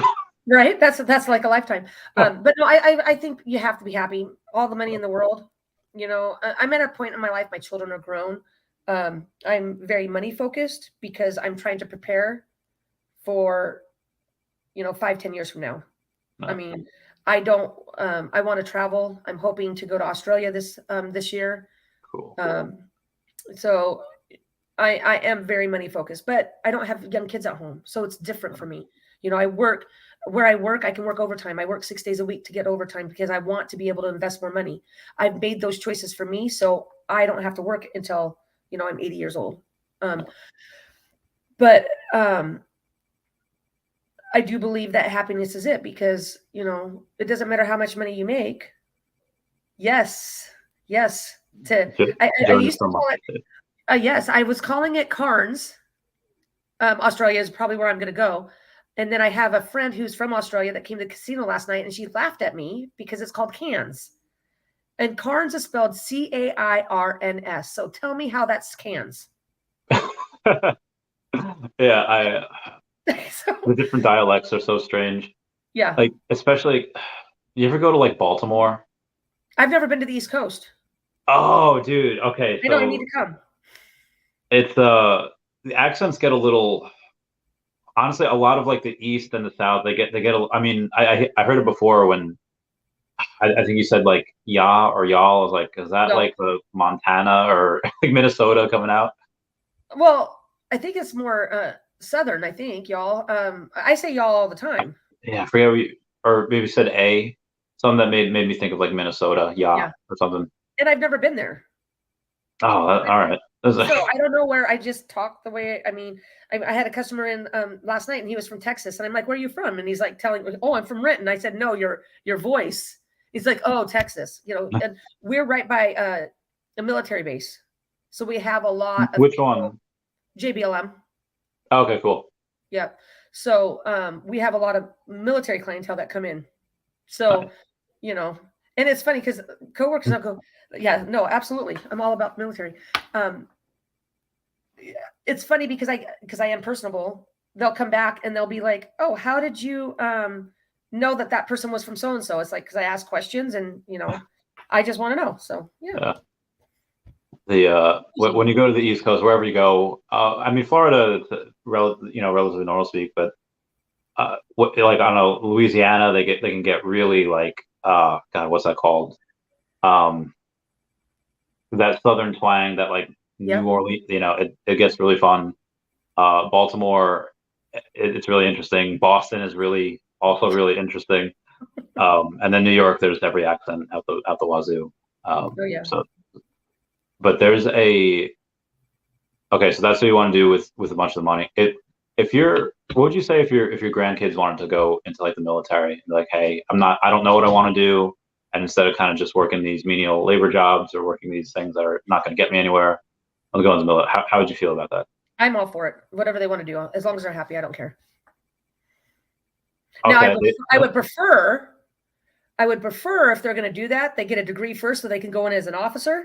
Yes, because enlisted I would prefer, because I'm from a military family, so I know how it works a little bit. But that's what I would prefer, is for them to, you know, have more growth. Yeah. Because I have high standards, not just for, you know, I was told once, that if you want to, you should put yourself around people where you want to be. So if you want to succeed, you want to go, you know, hang around those people. If you're going to be, you know, like, for instance, going out and hanging out at the casino, drinking every night, those are not people I want to be around, because I have high expectations. I want to grow. I want to see where my potential can be. And that's just what I feel about my, oh, look at that. They gave me a shirt with a bunch of the Pittsburgh things on it. Nice. Yeah, it just came out of the laundry. Nice. So, I mean, I know, I was doing laundry. I had to get my shirt on. I got to be the addict. Yeah, get it. There's who's the smartest person you think you've ever met, and why do you think that? Why do you think they were that way? Oh, smartest person I ever met.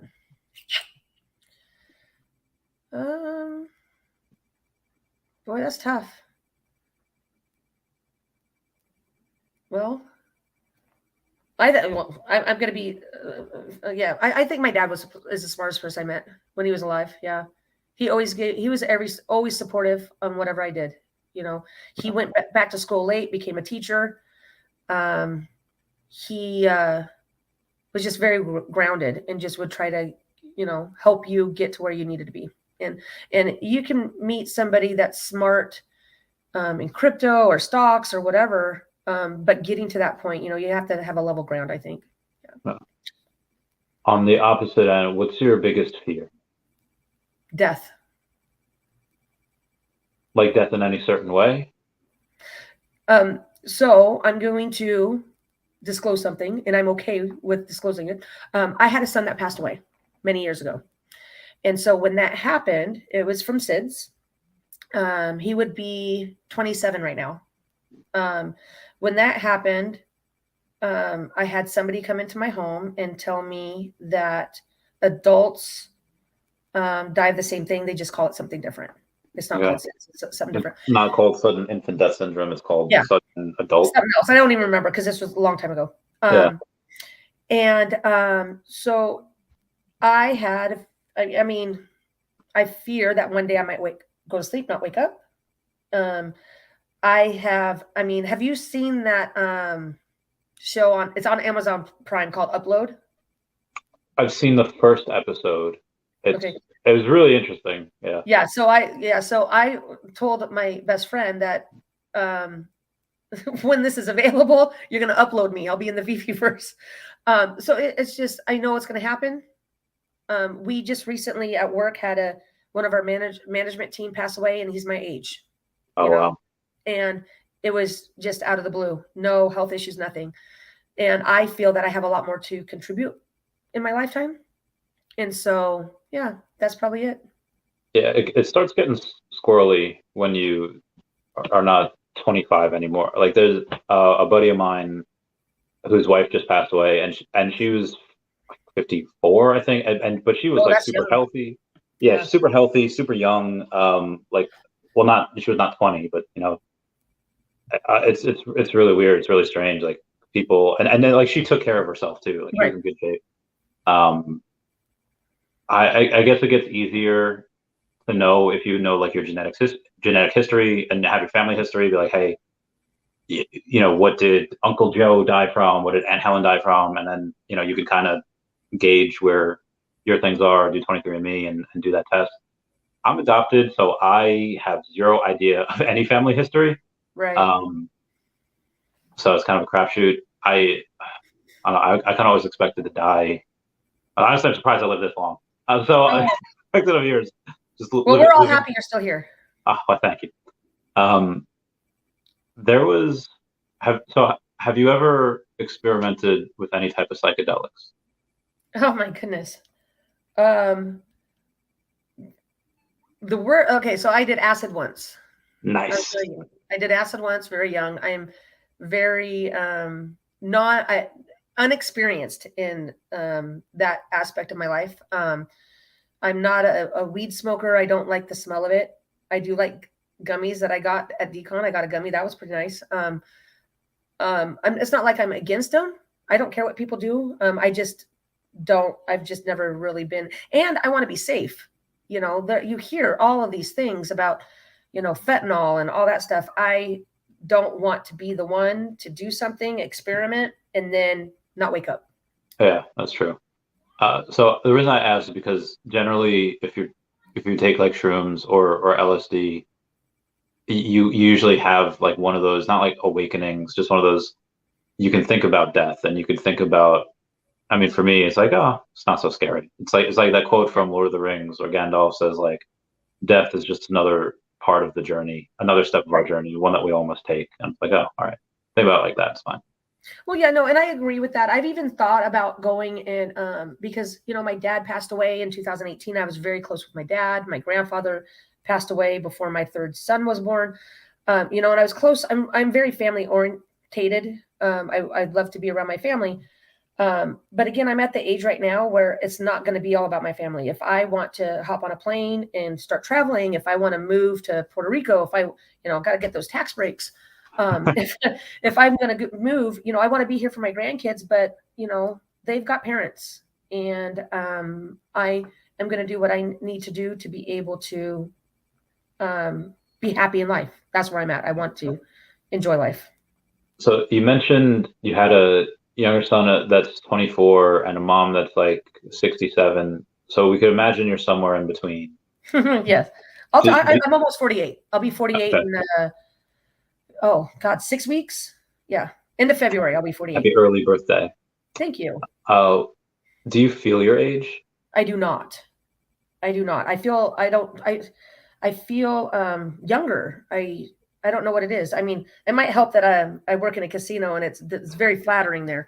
But people don't, and a lot of people don't believe I'm who I am. I'm my age. They think I'm. Yeah, you look younger. Yeah, I appreciate it. I hope that I look good when I'm 65.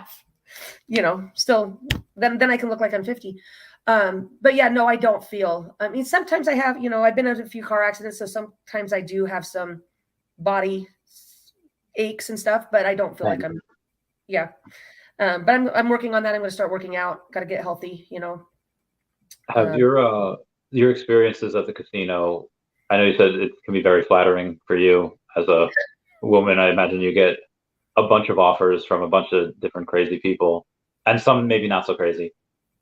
But has your experiences in the casino made you think differently about humanity, or more understanding? Oh. Like, are you jaded, or more like, no, I understand why people do these things, or are you just like, nah, heck them all? Well, I just try to take it as I see it. Usually people that come to these casinos trying to escape something. Be it gambling or drinking or whatever they're doing. That's the way I see it. Is that they're not happy with something. I mean, isn't that everything though? Yeah. Like you go to like even just like TV, you watch a show on Netflix, or you listen to an album that just to escape. Like they had in a Billy Joel song, right? Yeah. To forget about life for a while. So Yeah. that's why they go to the bar. Well, and I think that's also your inner self. Who's inner self? I think that has to do. Oh, that's funny. Yeah. So they, if you're not in a good mindset and you're watching something that triggers it, I think that's going to be more affect you in a different way than if you're having a great day and you watch the same show. No. I just think it is. When I'm a firm believer when I go to work that if you cannot have a good time working in a casino, you shouldn't be there. Yeah. It's like I've been in the industry for about 10 years, including my dealing as a poker dealer. And I go to, don't get me wrong, like last night, it was my day 6 for me and I was ready to go home. I was tired. It was a rough week, but still had fun. I get to go to work. I get to talk to people. I get to visit. I got to make sure people are doing their jobs. Yeah. But if you have a good team, then it's fine. But then you get an ass, that, drank too much or, got pissed off because he lost $1,000 or even $100. People come in with $20 and get mad. You just don't know their financial situation. I shouldn't laugh because, but I don't know, if like getting mad at losing $20, so I just risk the $20. Right. But now I get it. So you've been in the industry for 10 years. How has it changed, whether it be from facial recognition software to rules you've had to implement for cheating and counting? Like what was the biggest difference you see from now and 10 years ago? Metal detectors. We have metal detectors now. For what? To detect like guns, electromagnets? Oh, guns. Okay, got it. Guns, yeah. Because the area where the casino is not the best area, but that's like the biggest thing. Card counting, that kind of thing. I don't know a lot about. I mean, we have tools to help us think if we think somebody's counting cards. Yeah. But like facial recognition, that's not in our department. I wouldn't know anything about that kind of thing. Gotcha. But like the biggest change is going into a casino with a metal detector. Yeah. Okay. And like brass knuckle things. Yeah, people bring those in. Yeah. Were any of them ever used to like try to rob the casino, or were they just used to like fight other patrons and stuff? Well, I don't think that. I mean, they use it to fight other patrons, but I don't. Since I've been at the casino I'm at, there has been 2 shootings that I know of. Oh, damn. Out in the parking lot. Oh, okay. Yeah, so not in the casino, but Yeah. out in the parking lot. And I remember when I had first started there 2.5 years ago, within the first month or two, I'm on a game, and I just came from another casino where they were teaching active shooter classes, what to do with active shooters. And so I had asked, I'm on this game and I'm looking around at my surroundings, trying to think, if somebody came in, this is before we had the metal detectors. If somebody came in, where's the nearest exit, all that kind of stuff. I had asked my floor supervisor, what their policy is on active shooting, because where I used to work, they would do every 6 months random evacuations where you're supposed to go so they count for everybody. I've been at this place for 2.5 years and they've never done that. If they had to do an evacuation, I would have no idea where I'm supposed to go because they've never given that information to us. That's so strange. It is weird. Yeah, because they have, they have so many employees. And anyway, so I asked him what their policy was on active shooting. And he tried to he says, protect your rack. And your rack is your chips. And I looked at him, I said, I'm just telling you, my life is not worth that. I'm like, you are absolutely insane if I'm going to risk my life. Was that the owner of the casino or like the GM? No, just a supervisor. And I just don't think the person I had asked is foreign and language barriers. And I don't think he realized what he had said, but it's a big joke now because we give him crap about it all the time now because we're the same level now. We're the same position. It was just funny that's what he said is protect your rack. We've even had instances where the fire alarm has gone off and it says to evacuate, like there's a false fire or whatever, and people don't leave.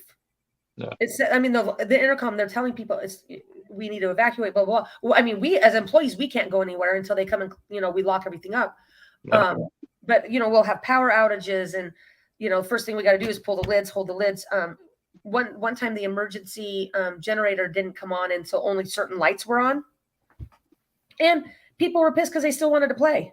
I'm telling you, gamblers, when they are all about that, getting their hands, just pushing that button. That reminds me, it was 2018 when I had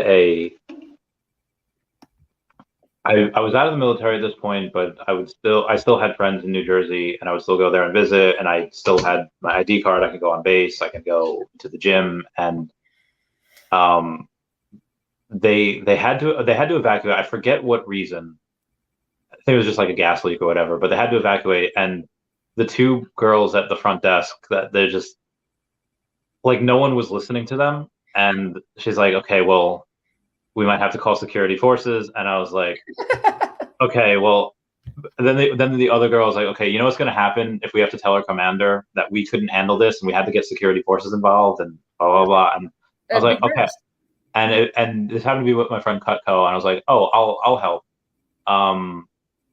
Because like, for whatever reason, I don't know why some people just don't listen to girls because they were, they're like 21, 22, whatever. Especially these big men that just came back from war. And there's like, you don't want to listen to whoever. So I evacuated people I can. And my friend Kara was in one of the rooms, just like hitting the bag.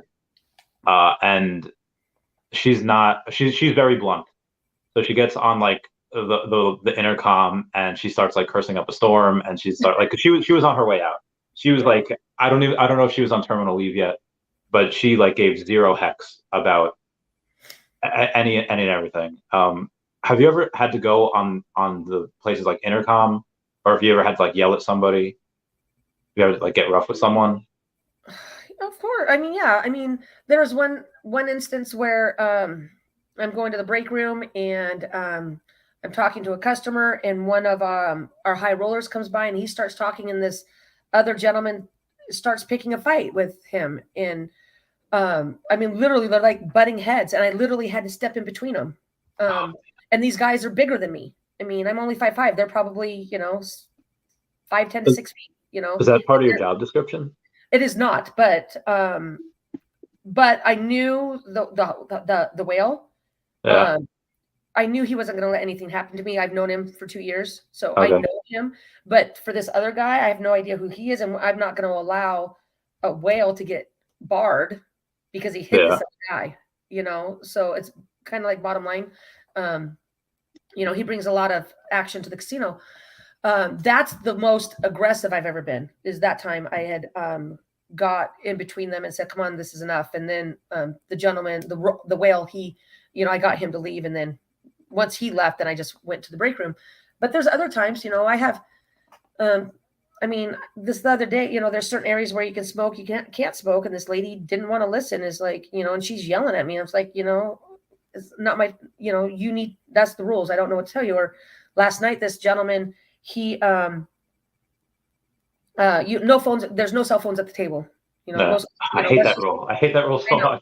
I know. So I told him, I'm sorry, sir, no. And I understand what he was doing. He's getting a calculator. He's playing roulette, and it's a $5 table. So the chips are $5. So he wanted to bring out his calculator, which I get it.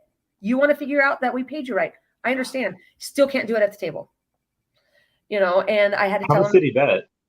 Well, there were nickels. So they're nickels. And the payout But was how much on one thing did he bet? He bet 5 on this number and it won, or he bet no, he got paid out like 218 nickels, which is 218 times 5. It's $1,090. $1,090, yeah.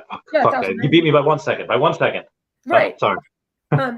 So and he wants to make sure that we do the math. It's $1,000. I get you want to make sure that we're doing the math right, but you still can't do it at the table. So I had to tell him again, you need to step away. And he's like, I don't need somebody your age, which we're probably the same age. He just didn't know. I don't need somebody your age telling me what to do. And I said, and I don't need a grown adult to not listen. I shouldn't have to tell a grown man twice to the proper procedures, the procedures here. And he got upset. So he colored up and he, cashed out. And he was all pissy. And I said, sir, I get it, but you don't pay my wage. And actually he does pay my wage because he's spending money, but you're not signing my paychecks. Yeah. So if you don't want to follow the rules, you can go. I don't, I'm the most lenient person to get along with, but when you start talking rude and think you're all that, that's when I'm done. Wow. Oh, you had to throw the hammer down. Have you kicked other people out before? I don't kick people out. I call to have people kicked out, but that's like the next step up, next supervisor up. Yeah. Gotcha. Oh, so you don't even call security for that. It's just the next. Well, supervisor up. It depends on the situation. Like if there's a fight going on, I call security, then I call our supervisor. If it's somebody that needs to be cut off, I just call my supervisor. They come in and evaluate it. So it really depends on the situation. Sometimes when people are just blatantly not listening and it's something that they need to, somebody be on their phone, I'm going to tell them that no phone, and they know, they all know that they're not supposed to be on the phone. But if it's, am I going to call security for that? No, I'm not going to call for that. But if I have somebody telling it either the dealer, F you, people, we're in a casino. You're going to swear. I get it. Just don't direct it to me or to the dealer. And I'm good. When you start doing that, that's when I'm done. So I just there's cameras everywhere. And I wish there would just be a rule where people, like the people in the camera room or whatever, can be like, oh, he's on his calculator. Hey, X, or it could be like, oh, he's on like Twitter or he's on the Veve app. He's fine. That's all good. Let him be. I wish it would be like that distinction, because that's what I would do. Mjolnir. So in Washington, you said it's not like the best area near the casino. Do you live in that? Are you strapped? You got a gat? No, I'm good. Okay, you got multiple gats. Okay, cool, good. Outside of like the normal human stuff. Oh, okay. Yeah, sorry, my daughter. Oh, do you need to go? No. My daughter was just letting me know that she's leaving for a minute, so we're good. Okay, cool. So outside of the, you have human issues solved when you're strapped, but is there any local lore? Like, is there like Wendigos there, or is there like Bigfoot that people said they've seen, like monsters in the woods? I don't know. But when I say we're not in the best area, I mean, Pacific Northwest. I mean, when I say we're not in the best area, there's a lot of homelessness. Oh, it's not like gang related or Well, like no, there's cartels. gangs. I would imagine. Yeah, there's like there's a policy where you can't wear color. Like if somebody comes in with a red bandana on or a blue, they can't wear that. Oh, all Yeah, right. because we're in Tacoma, which is south of Seattle. Half hour, 40 minutes, I think.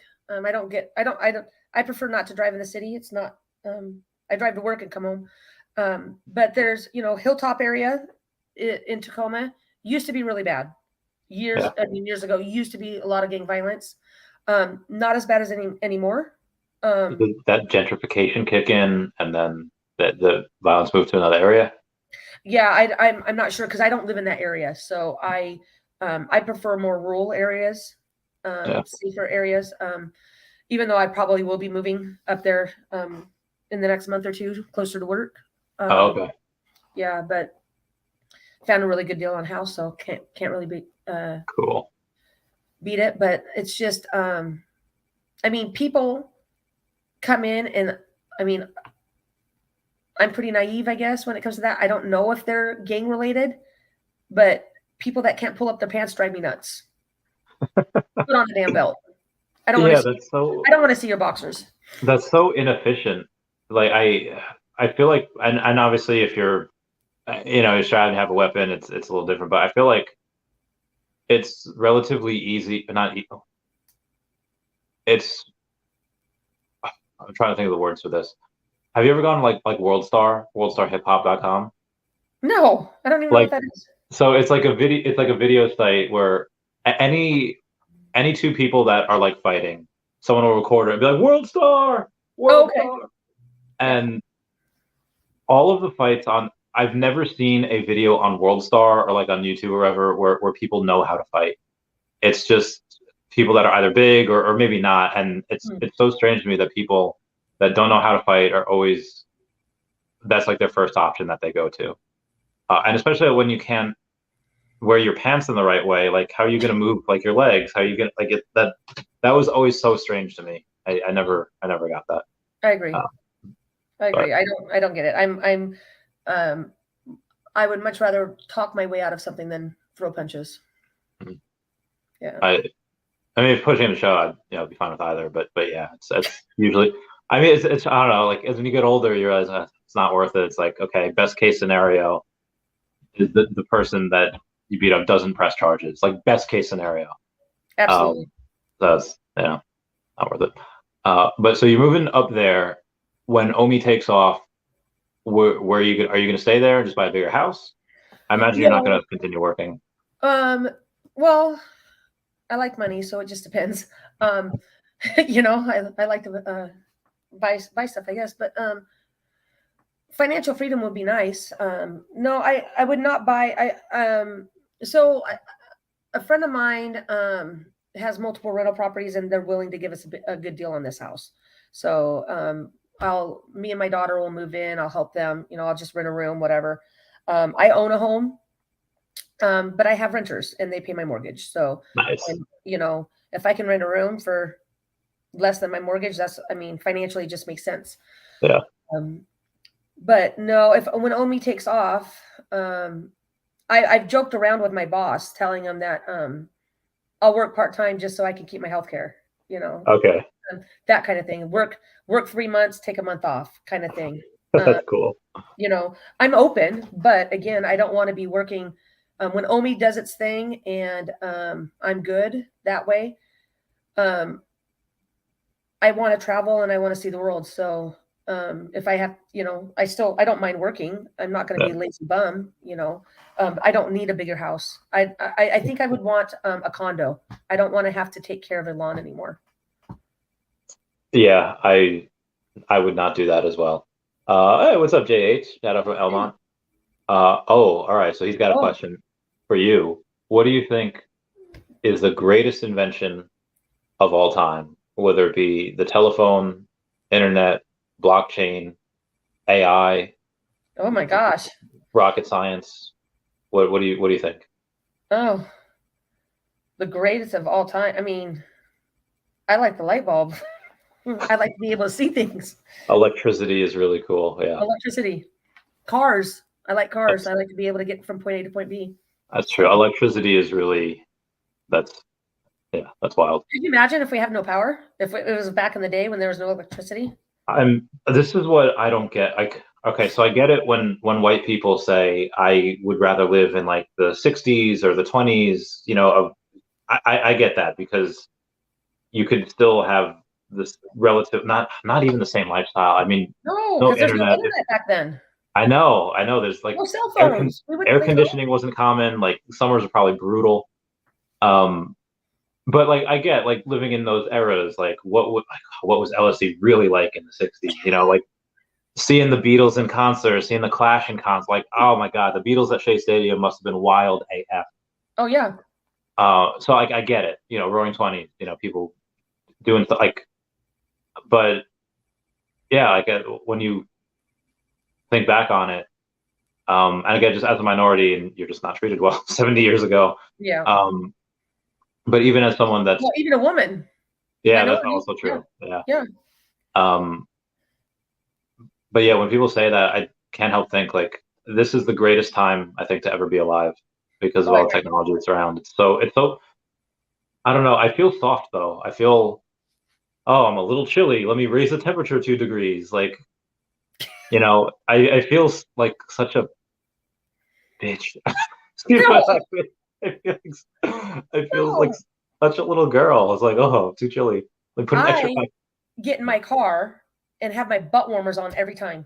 I mean, I'm all about the butt warmers, and it doesn't even matter if it's 80 to 90 degrees outside. I'll have my air conditioning on with my butt warmers.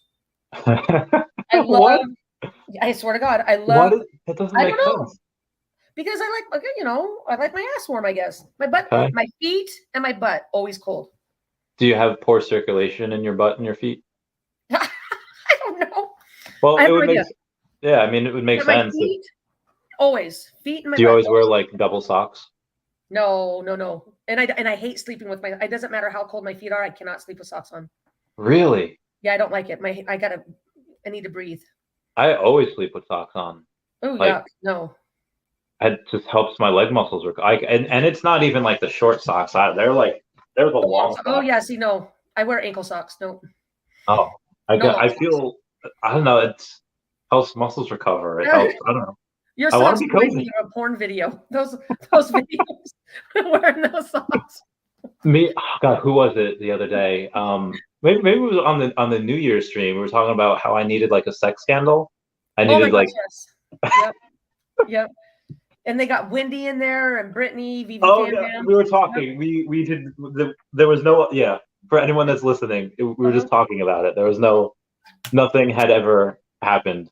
Anyway, Dog Boy. Yeah, I think $45 for a Skywalker sub 300 is fairly decent because even though the 3x the floor, that is still 33%, or no, I'm sorry, like 28% less than the listing price, and you're getting a sub 300.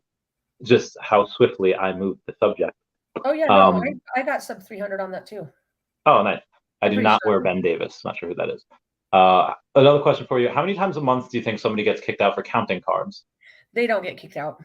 They don't. We flat. Really? Yeah. No. Well, it depends. So, there's on occasion you'll get a group of people that are known card counters coming around in the area. When that happens, if it happens to one casino, they'll let all the casinos know, and we'll get it's called a bolo. Yeah. And then so they'll tell they'll send us all out footsie party. God damn. Silicone. Oh my goodness. Okay. So they'll send out flyer. Yeah, it's a bolo, but it's like a flyer, to all the supervisors so we can watch for them. But first of all, in our area, people that think that they can't count probably are not good at it. So if somebody, what normally happens, depending on the person, is they'll flat them. So you're playing double deck, better odds for the player. And they say, yep, nobody's counting cards. Surveillance is watching, and our pit manager is watching them. And they'll come up and say, look, you need to pick a dollar amount, and that's what you're betting the whole time. Oh, they And force that's called you. flatting. Yeah. So it's because they still want the action. Yeah. But if they're counting cards, in our double deck tables, it's $25. And then the max in Washington, right? Well, it's actually changed. The max at our casino is 500 at this time. So, they're betting 25, and then they're counting, and all of a sudden it's 500. When you say double deck, that means 2 decks in the shoe. Oh, you guys don't have like 8 decks? Oh no, we have 6 and 8 deck shoes. Yeah. Oh, okay, all right.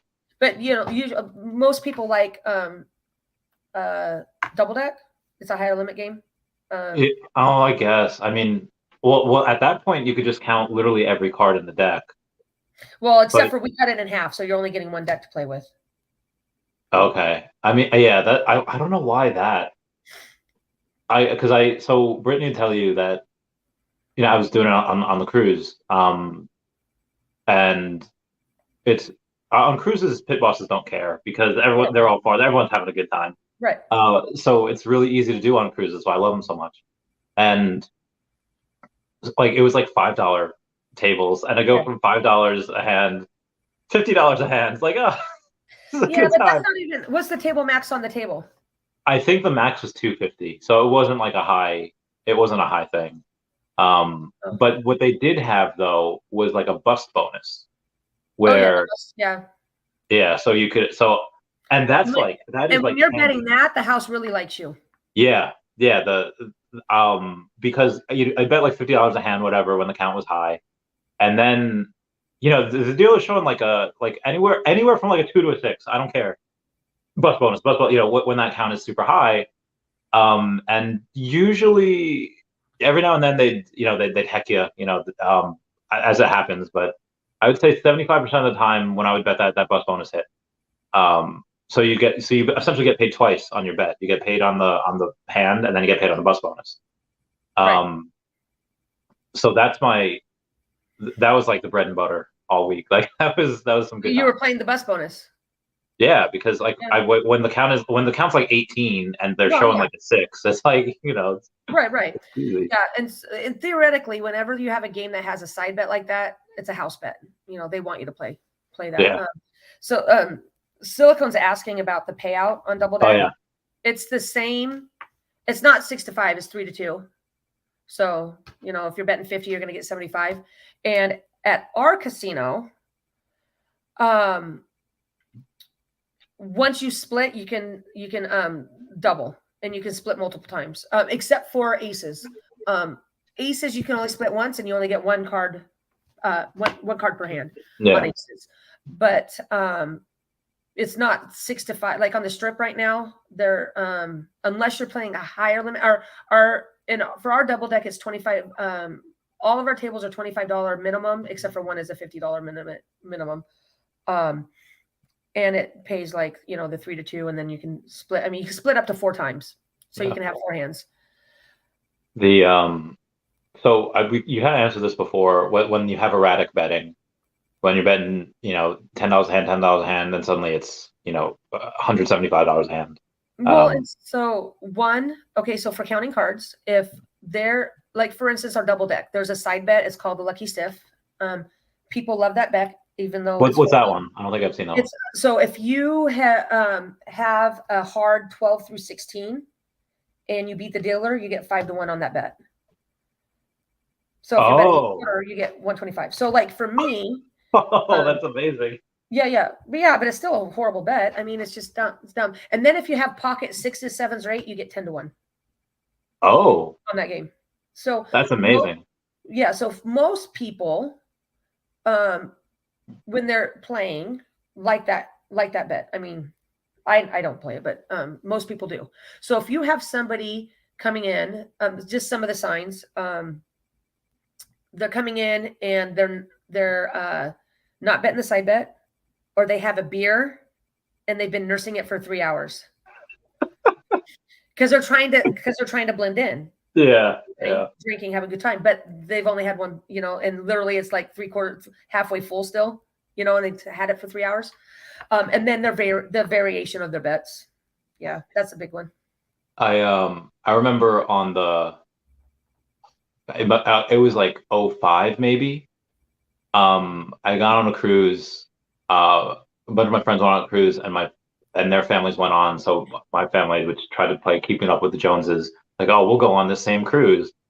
And the way they told you that they could tell that you were 18 or whatever is, if they would take all the kids like 17 and under, and they would punch holes in their card. And mine happened to get switched up with my dad's. So his was punch and mine was the perfect clean. So obviously they're not gonna, ID like a 45-year-old dude and ask for his card.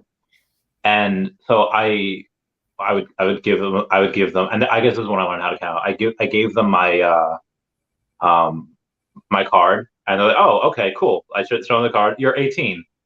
And so this one, I made like a couple hundred on the counting, which was fine. But I had this. It was Let It Ride. And for those of you that don't know how to play, you get three different. You know what? It's a horrible game. Oh yeah, the odds. I think that's the worst. That's the worst table odds in the casino, right? Well, no, there's some worse, but it's worse poker. But yeah, it's a horrible game. Yeah. Yeah, but I love that game. It's so much fun. So for those that don't know, you put up 3 bets, and they all have to be the same, like $10, $10, $10, or whatever it is.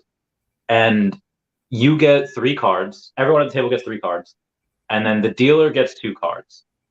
And when you place your bets, then you get your cards. You could decide to, and everyone can use the dealer's cards. The flip over one. You have to explain that you need to have 10s or better to get paid. Yes, you need that. So you could have a jack, ace, and a king, and it doesn't matter. It doesn't matter. You need to have 10. You have to have 10s or better. And the dealer's cards are actually community cards. You're playing with those cards. They're not. They're in front of the dealer, but they're not really his cards. Everyone can use those community cards. Everyone can use it. Yeah. So I had, I think, like 2 9s and a jack, and I was like, okay, like pull it back. And then a 9 came out, and I was like, oh, nice, let it ride. And then the other 9 came out. I was like, oh, winning. Quads, nice. Yeah. So it was like 50 to 1. So I only had $10 on there. It was like $1,000. And then what my friends did because they were all under 18, and when I had that card and I had like the cash ready at the hand, they're like, yo, you should buy a whole bunch of alcohol. And I was like, okay. So we bought a whole bunch of alcohol, and then I was like, all right, guys, I'm not paying for like all of this. Like, no, we'll get you. So this was like, I think the closest I had ever gotten to being murdered by my parents. When they had like this $850 bill at the end of the cruise. They're like, what? Like, if there was a weapon at any point, I'm pretty sure Mom would have stuck it in my neck. I was like, no, it's okay.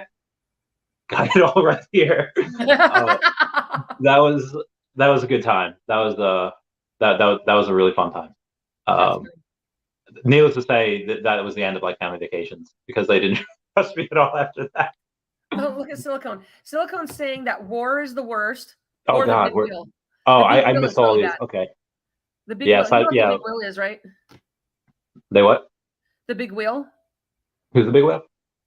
No wheel, like a tire wheel, big wheel at a casino at the very bottom, the last one. He says, war is the worst, or the big wheel. Yeah, the big wheel. It's when they spin, and there's dollar increments on the wheel, and whatever it lands is what you get for your odds. So if it lands on a 1, you get even money. If it lands on a 20, you get 20 to 1. Oh, this is why I thought of that story, is because I wanted to blend in as well. So this is such like a dirtbag move. Somebody like at the casino or outside the casino, whatever, like not everyone finishes their drinks. This guy placed this mostly empty beer on the windowsill. And like I took it to make people think that I was already ID'd, even though I didn't need it because I had the card. Mm-hmm. But they would have thought that they had ID'd me for that. And it was just, that's funny. Tell Dog Boy that Let It Ride is at Binion's. I just played it for the first time ever when I was there in October. Oh, Royal Flush it twice. Jesus. Yeah. So they have Let It Ride at Binion's because I'd never played it. so I just wanted to play. It was horrible. I mean, I lost. Yeah. And they had 3-card there too, but it's at Binion's and on Fremont Street. Nice. I think I know Caesars has it. I think Monte Carlo has it in Vegas. I know those two have. I don't know. I mean, I haven't been there in a while. When was the last time you've been to Vegas? I was just there in October. Cool. Yeah, but the problem is, this is for me. Yeah, I've done that a couple times. Silicone, 20K. Yeah. The problem is that for me, there's casinos everywhere here. Yeah. So me going to Vegas to gamble, it's just I can do that here. Yeah. I want to go for the warmth, if it's warm, because I know it's not always warm. To have a good time, hang out with friends. I would much rather put my money into OMI than take it down to Vegas and lose. There was it was I got, so in 2018 I was in Vegas, and that was the last time I was with my friend Brandon, and I got really creative one night, or I wasn't creative. I'd had this drink before. They didn't have it there. I wanted an alcoholic hot chocolate, and they're like, we don't really have that. I was like, well, do you have hot chocolate? I'm like, yeah. I'm like, well, can you put like Bailey's? Yeah, like, can you put Bailey's in it? And they're like, yeah. I was like, okay, well, I'll take that. I was like, okay. So I'd had a few, and I was pretty tipsy. And this is the day that Anthony Bourdain died. And so it's like 3 a.m, and I've had a bunch of these alcoholic hot chocolates, and I was like, Anthony, I saw it on Facebook, and I screamed like, Anthony Bourdain, no. And then everyone was let's get this bread silicone. Let's get it. Sorry. Oh. I want to go to the Vegas Con. I just want to get together with everybody again. Yeah. So when I said that, the card account, like the poker dealer, like, yeah, I just needed to like lower your voice a little bit, like, my bad. And then somebody else screamed like, this is worse than when Harambe died. I was like, oh, that's funny. Yeah. And then I think maybe like 3 minutes later, where like I'm like crashing, I had this like twitch, which I still get every now and then. And I accidentally twitch my hand, and some of my chips like fall over, and one of the chips goes into my alcoholic hot coffee. So I was like, shit, fuck. And then I go and I put my hand in the coffee to get the chip. I was like, and I start cursing again, and over the loudspeakers, like, no cursing in the poker lobby, please. And I was like, and just it was a bad day. I was like, that was probably the closest I ever got to being kicked out. Look at that, sleeping. I know you're wearing your hat. I did not wear mine. How hecking dare you? I know. Well, I showed up for the picture. You did not. That was on the Saturday or Sunday. What day was that? I don't know. I told you we were going, and you got. The problem is, when you're at an event, you're pretty popular. Yeah. And so you get sidetracked pretty easily. Yes. But I was in it, so that's all that matters. I'm just kidding. Oh, that was funny. Yeah. So I would say, yeah, I can't wait to have some of these parties. So some of these parties, actually, I'll take a picture of that, because we're gonna turn this dream into reality, So obviously, just people that are maybe tuning in right now, that maybe, I just want to let you know, like, 90% of my net worth will go into animal charities. So I'm gonna help, but I'm gonna go crazy hard on some of these parties. London, Paris, Tokyo, Vegas, Florida, when we go to like Harry Potter World and stuff. I love Harry Potter World. Oh, not World. I went to Harry Potter at California. Yeah. Not the one in Florida yet. I'm waiting on that. Gotcha. It was actually 7 years ago today. I went with my friend Kim, and you're gonna see a baby face Chavez drinking butterbeer. Oh my goodness! You got short hair. I was in the military, so it had to be short. Yeah. Also, we had done it this time too, because this was right before I deployed. So I had a bunch of cargo pants, and you sneak those little alcohol, like the airplane alcohols in the cargo pants. My little, You put that in the butterbeer. Oh, so good. Yeah. I remember I was at a concert at the Gorge, Eastern Washington, for Eric Church. Yeah. And it was like a 3-day event or 2-day event. And it was hot. It's in the summer. And people are bringing those little, Jack Daniels, and they're like and then they're like, and after a couple of days, you start to get to know people and they're like, hey, will you bring, I didn't buy any, I didn't think of it. And they're like, hey, will you bring some in for us? So I'm going into this wearing a big old sweatshirt and they know with shorts and they got to know I've got alcohol. I mean, everywhere. And I'm like, yeah, as long as I can have 2. I have pictures. I have a picture of me having a shot with Eric Church. It was pretty cool. Oh, nice. Yeah. I've been pretty good. So since I don't know if you saw it I didn't post it on Twitter. I just posted it on Facebook.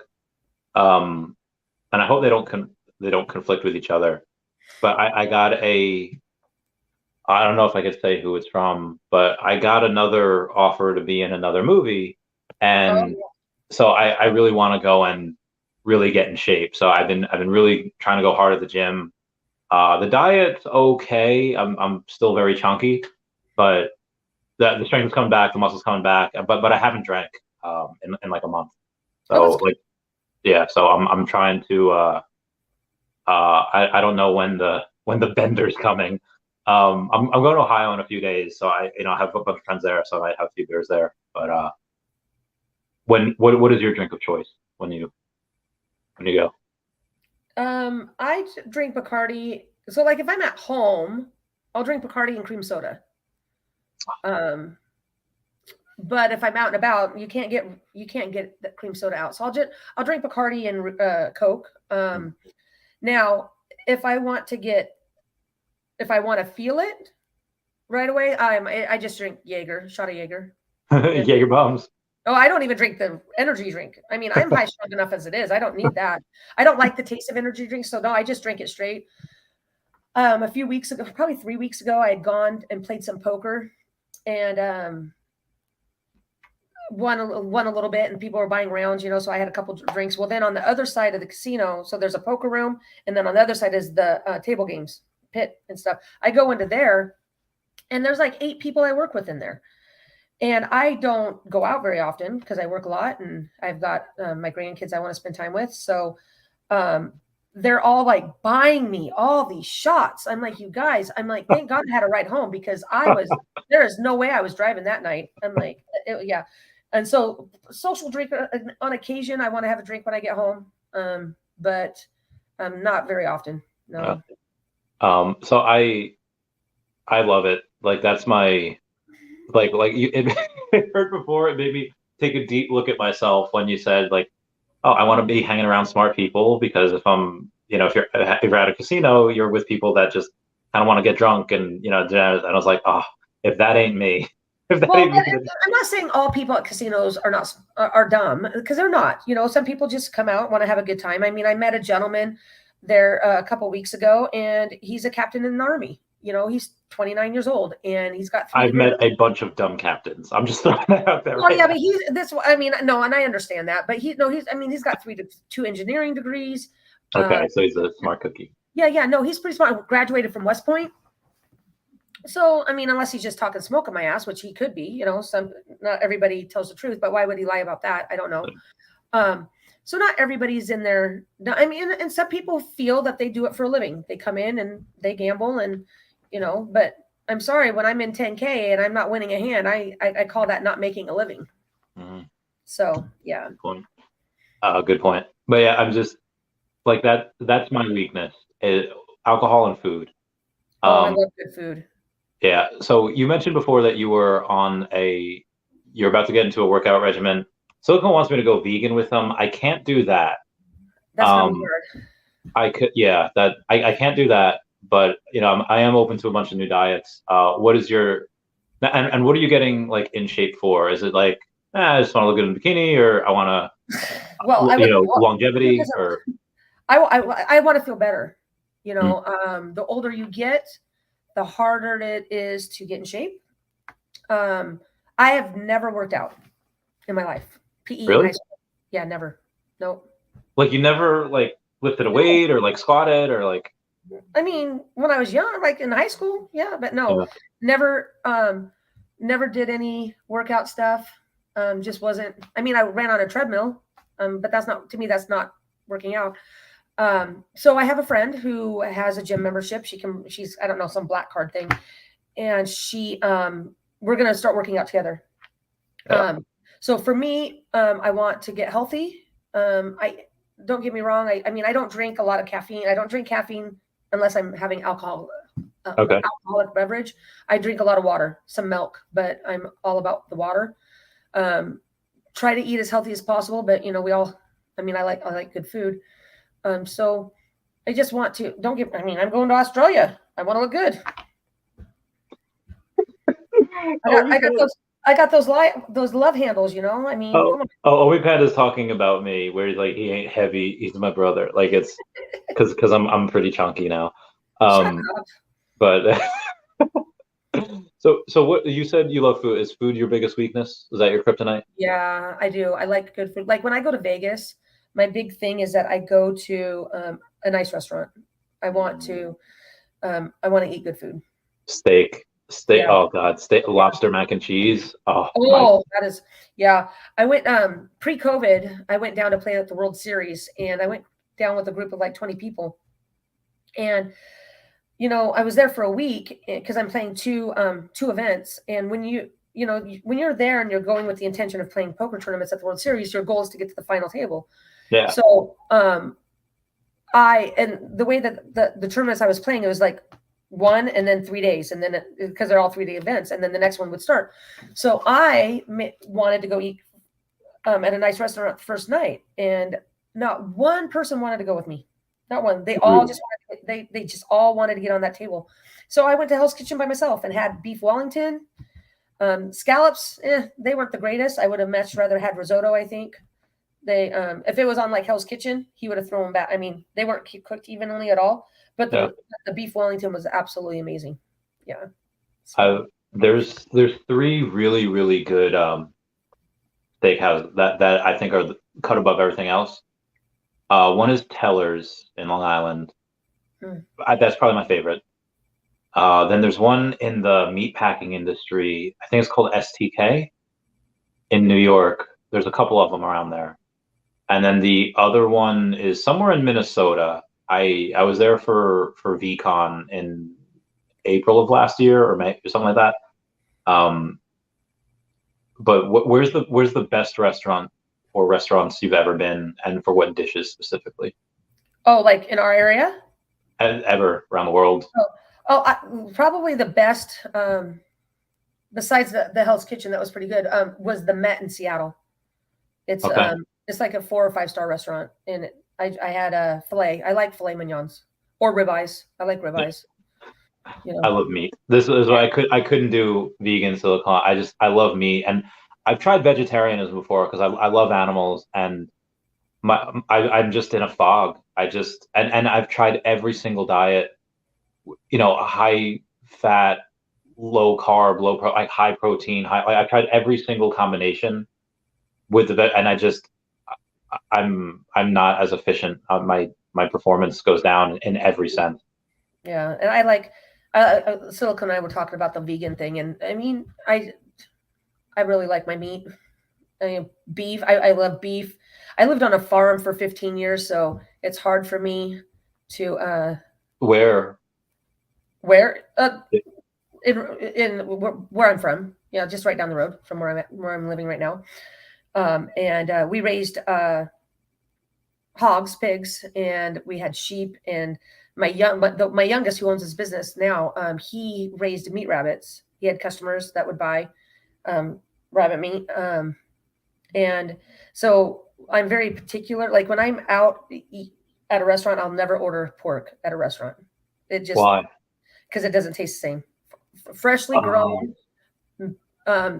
When you're at the grocery store, well, first of all, when you're at the grocery store, that meat has been frozen and unfrozen multiple times. It's so bad. And when you're at a restaurant, they buy it in bulk, so it's a a lot of antibiotics, a lot of, they got to pump the animal out. Yeah. So when you buy an animal from a farm, if it's a reputable farm, the meat just tastes like, I'm not a sausage. I don't like sausage. It's too greasy. It doesn't do well in my stomach. I love sausage. Yeah. But when we grew it on the farm, because it was more lean, I absolutely loved it. So it's just different quality of meat. So for me, I would much rather go. And we started our farm because our kids did 4-H and FFA in school. And I would rather go and spend extra money and buy from a 4-H kid who's putting a lot of time and money into their animals, raising it properly. It's not being raised on a commercial farm. And it's supporting the kids. So that's where I prefer to buy it. But just pork, because I'm so used to, meaty bacon. I mean, yeah, gotta love the bacon. I forget what stand-up it was. I think it was Ari Shafour, and he's just like, listen, man, he's Jewish. He's like, but I'm not like, he's like, I'm the type of Jew that will still eat bacon. And he'll tease his like nieces and nephews like, you can't eat bacon, mom won't let you. And I was like, oh my god, what an a-hole. Where do your descendants hail from? You're like Germany, Ireland, what nationality? So I'm told that I'm half German. Both my parents were half German. I know that I have some French, Canadian, Indian. Other than that, it's pretty much Heinz 57, I think. Yeah. Best guess is Peruvian for me because that's where I was born, so it just makes sense. Inca, India. Apparently Peruvians are mad short. I just happen to be. I'm not tall. I'm just like 5'9" so but it's tall for them because most of them are apparently like 5'4", 5'6". But that's the best guess. I did mention Ohio before. Rita Veve, yeah. I'm not driving there, unfortunately. I'm just doing a flight. Yeah. Not my what do you call it? Not my choice. I'm not gonna. It's from somebody that he still has his OMI on Bit4X, and he's like, hey, you need to come out and like help me get it off. Like I can just talk to you over the phone. He's like, no, like. Oh, he wants you to do it for him.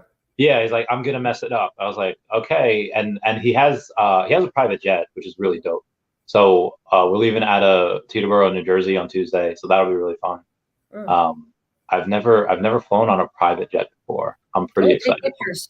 I will. I have one picture that I could show as long as the oh God, who did I text that to? I don't know if I forget who I texted it to. Actually, I can just find it on here, but it's as long as the tail number's not in there, I think it's probably fine. Oh yeah, there we go. So it's really small. Nice. Yeah, but I'm pumped. I have a couple of interesting stories that I'll tell you about off camera. I'll tell everyone about it after it happens next week. It's going to be pretty exciting. Okay. Where's your next destination? Is it going to be wherever Veve goes, or do you have a I'm going to go visit a friend in Hawaii or Maine or go to the East Coast? I'm supposed to be going to Anaheim at the end of February to meet up with series holders of Golden Moments. So, sweet. Yeah, so Veve Magic set up a group for people that have the complete series. And so we're talking about going down for the February 24th, I think is the date for 1 or 2 days. It's not set in stone, but that is the plan, depending on if I can get the time off work, because I have requested it. Yeah. Then besides that, I think maybe taking a trip to Arizona. I haven't gone through that yet, but my big trip is I want to go to Australia for 3 to 4 weeks in September. That's my big trip. That'd be fun. Yeah. February 24th is the same day as the release of the movie Cocaine Bear. Have you heard of it? No. So this is actually based on a true story, and I've loved this story because it's so wild.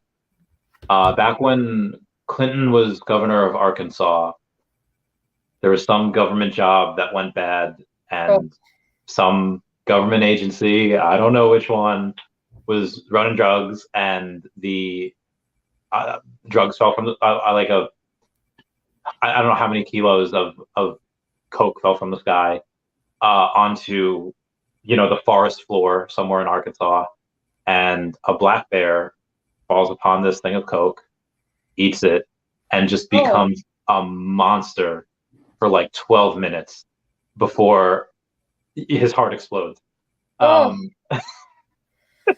Yuck. So I don't know how they're going to play it. They might make it a brown bear. They might make it where he just it looks really silly, but it is a really fun story, and they're making a movie about it, and I can't wait. And I do love movies that are based on true stories. So yeah, they're definitely going to stretch the heck out of the truth with this one. Oh, for sure. They got to make money. Are you? Oh, so you say you like true story movies? Yeah. What is the best time you've ever had in a movie theater? Like the most enjoyable time, whether it be like, I saw Goodfellas at the premiere, or the Star Wars: The Force Awakens. What's your thing? The best time. I mean, there's nothing in particular. I don't have any exciting stories like going to a premiere. I mean, I'm not that. I love going to the movies. I think probably when I take my grandkids to go to the movies, whatever they watch. I can tell you the worst time was I took my granddaughters to go see Avatar opening weekend, and it was probably I think it was on a Monday. Took them, and we're watching the 3D one because I bought the wrong tickets. They didn't like the glasses, but we still watched it. Halfway through, we hear what sounds like gunfire in the movie theater. And somebody, and all I'm doing is pushing my grandkids on the floor to lay on them because it literally sounds like a gun. And somebody shot off a confetti gun in the movie theater. So I mean, probably. Oh my God! Probably 10 people left because they were so traumatized by it. Yeah. It was not. I mean, the girls want to go back and watch it, except for it's a long movie. It's like 3 hours. And my youngest one fell asleep during it, but I do love movies. I love to, if it's a good movie, I'll go pay for it, but usually I just wait for it to come out. Yeah. Jesus, that was, I don't, every now and then, like, I love going to movies at like midnight, like the night before, because it's fun. I like to be the first to see them. But that's been a concern like the last 10 years or so. Is someone gonna shoot up the theater? Well, somebody did years ago. They had that one in the. There was a bunch of them. Yeah, there was one at like the premiere of Batman. There's one at the premiere of there's this whole bunch. So it's just one of those things. I don't want to risk. I mean, I could not live with myself if something happened with with them, and because that's taking them to the movies. Something as simple as going to the movies and people shooting other people. It's just, I mean, my grandkids at school, they now lock the doors. Once they're in, they lock the doors so people can't go in. No, you can't get out. No, yeah, right, no, you can't get out either. Yeah. Isn't that a safety hazard? I think. Well, they have protocols. I think they can get out. They just can't get in. Okay.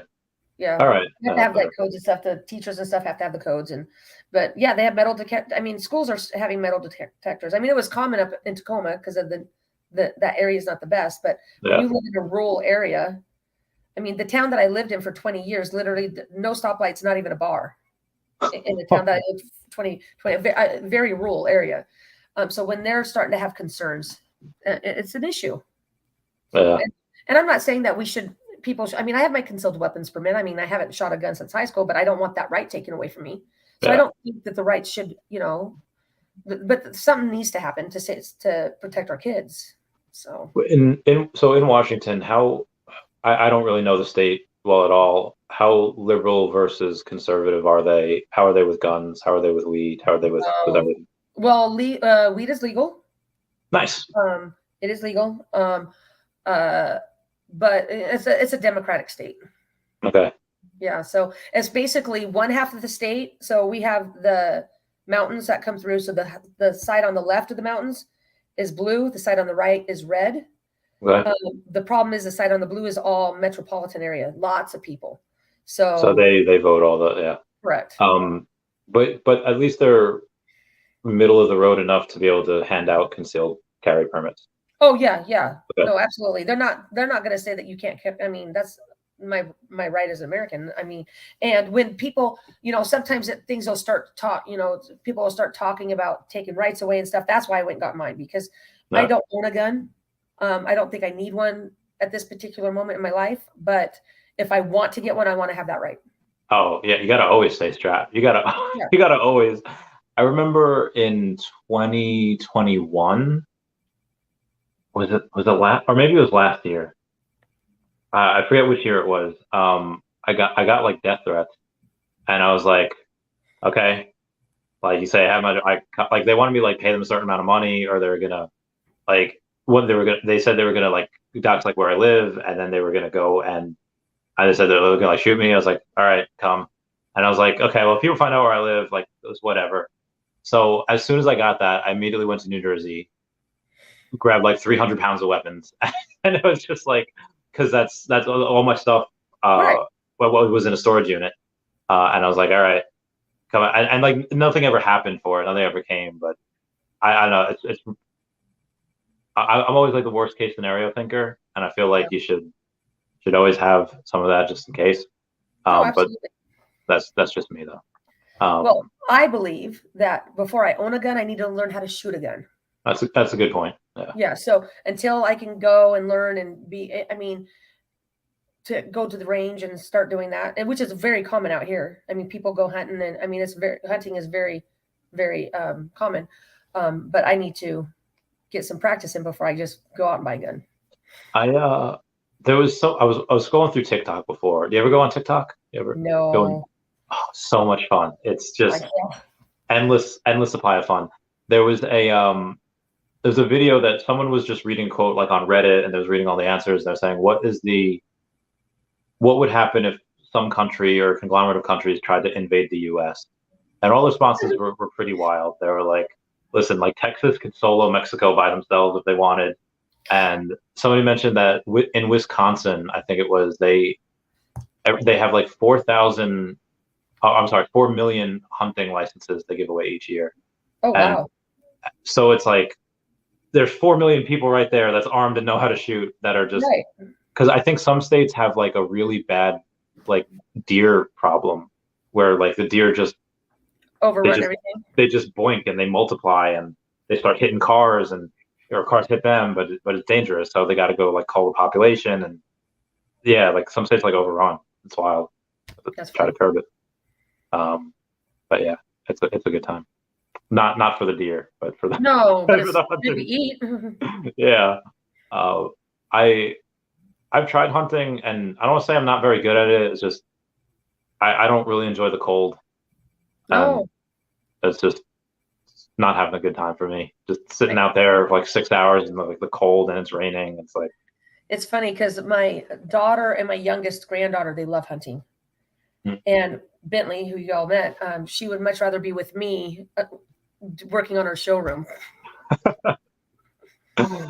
I'm glad that at least some of them like hunting, but showrooms are also cool. That's our future. Yeah. So we've gone for about 2.5 hours, which is pretty nice. This is one of the crazy. That's long. I didn't realize. Yeah. Longer podcast, which is good. What do you want to end it on? You want to end it on like a mysterious note? Do you want to end it on on like a super inspirational note? What do you? Mysterious. Okay, mysterious. Well, you said there's not really much local lore up there as far as like wendigos or ghosts or demons or anything. But all right, mysterious. When you have when you get when OMI goes up a lot and you have a bunch of it, what are some of the most chaotic things that you think you would do? Could be good or bad, like chaotic, like chaotic. Yeah, like organized chaos. Like, are you gonna? I'm pretty level-headed. I know, but sometimes people can just go mad with power when they have money. Oh no. like, would you just go like? And when I say again, it doesn't have to be bad. It could be good. Like, just go out and. I would probably the first thing I'm going to do is pay off my house. It's been in my family since 1974, so I have no intention of ever selling it. So that would be the first thing I do, and then I'd be like, where am I going? Well, what's a toy that you're gonna buy? What's like a thing that like I shouldn't be spending money on this, but I'm gonna. I don't. Oh, I do want either a Tesla or a Lucid. I do want one of those. Tesla. Yeah. The full self. You're better off with a Tesla. Full self driving will be king. Yeah. So I do want that. That would probably be my big expense. I really don't need. I'd probably buy a condo somewhere warm.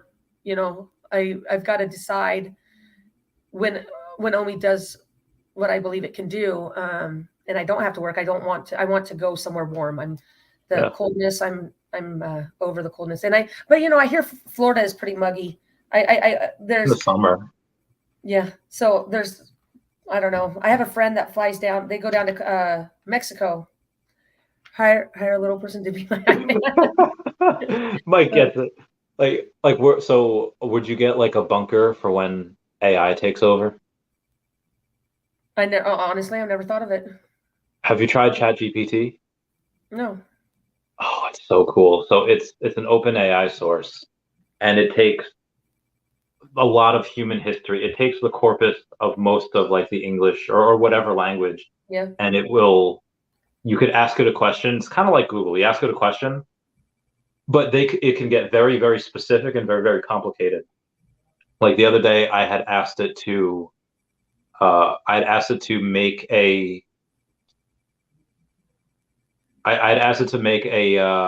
write an essay about modern day art in the point of view of a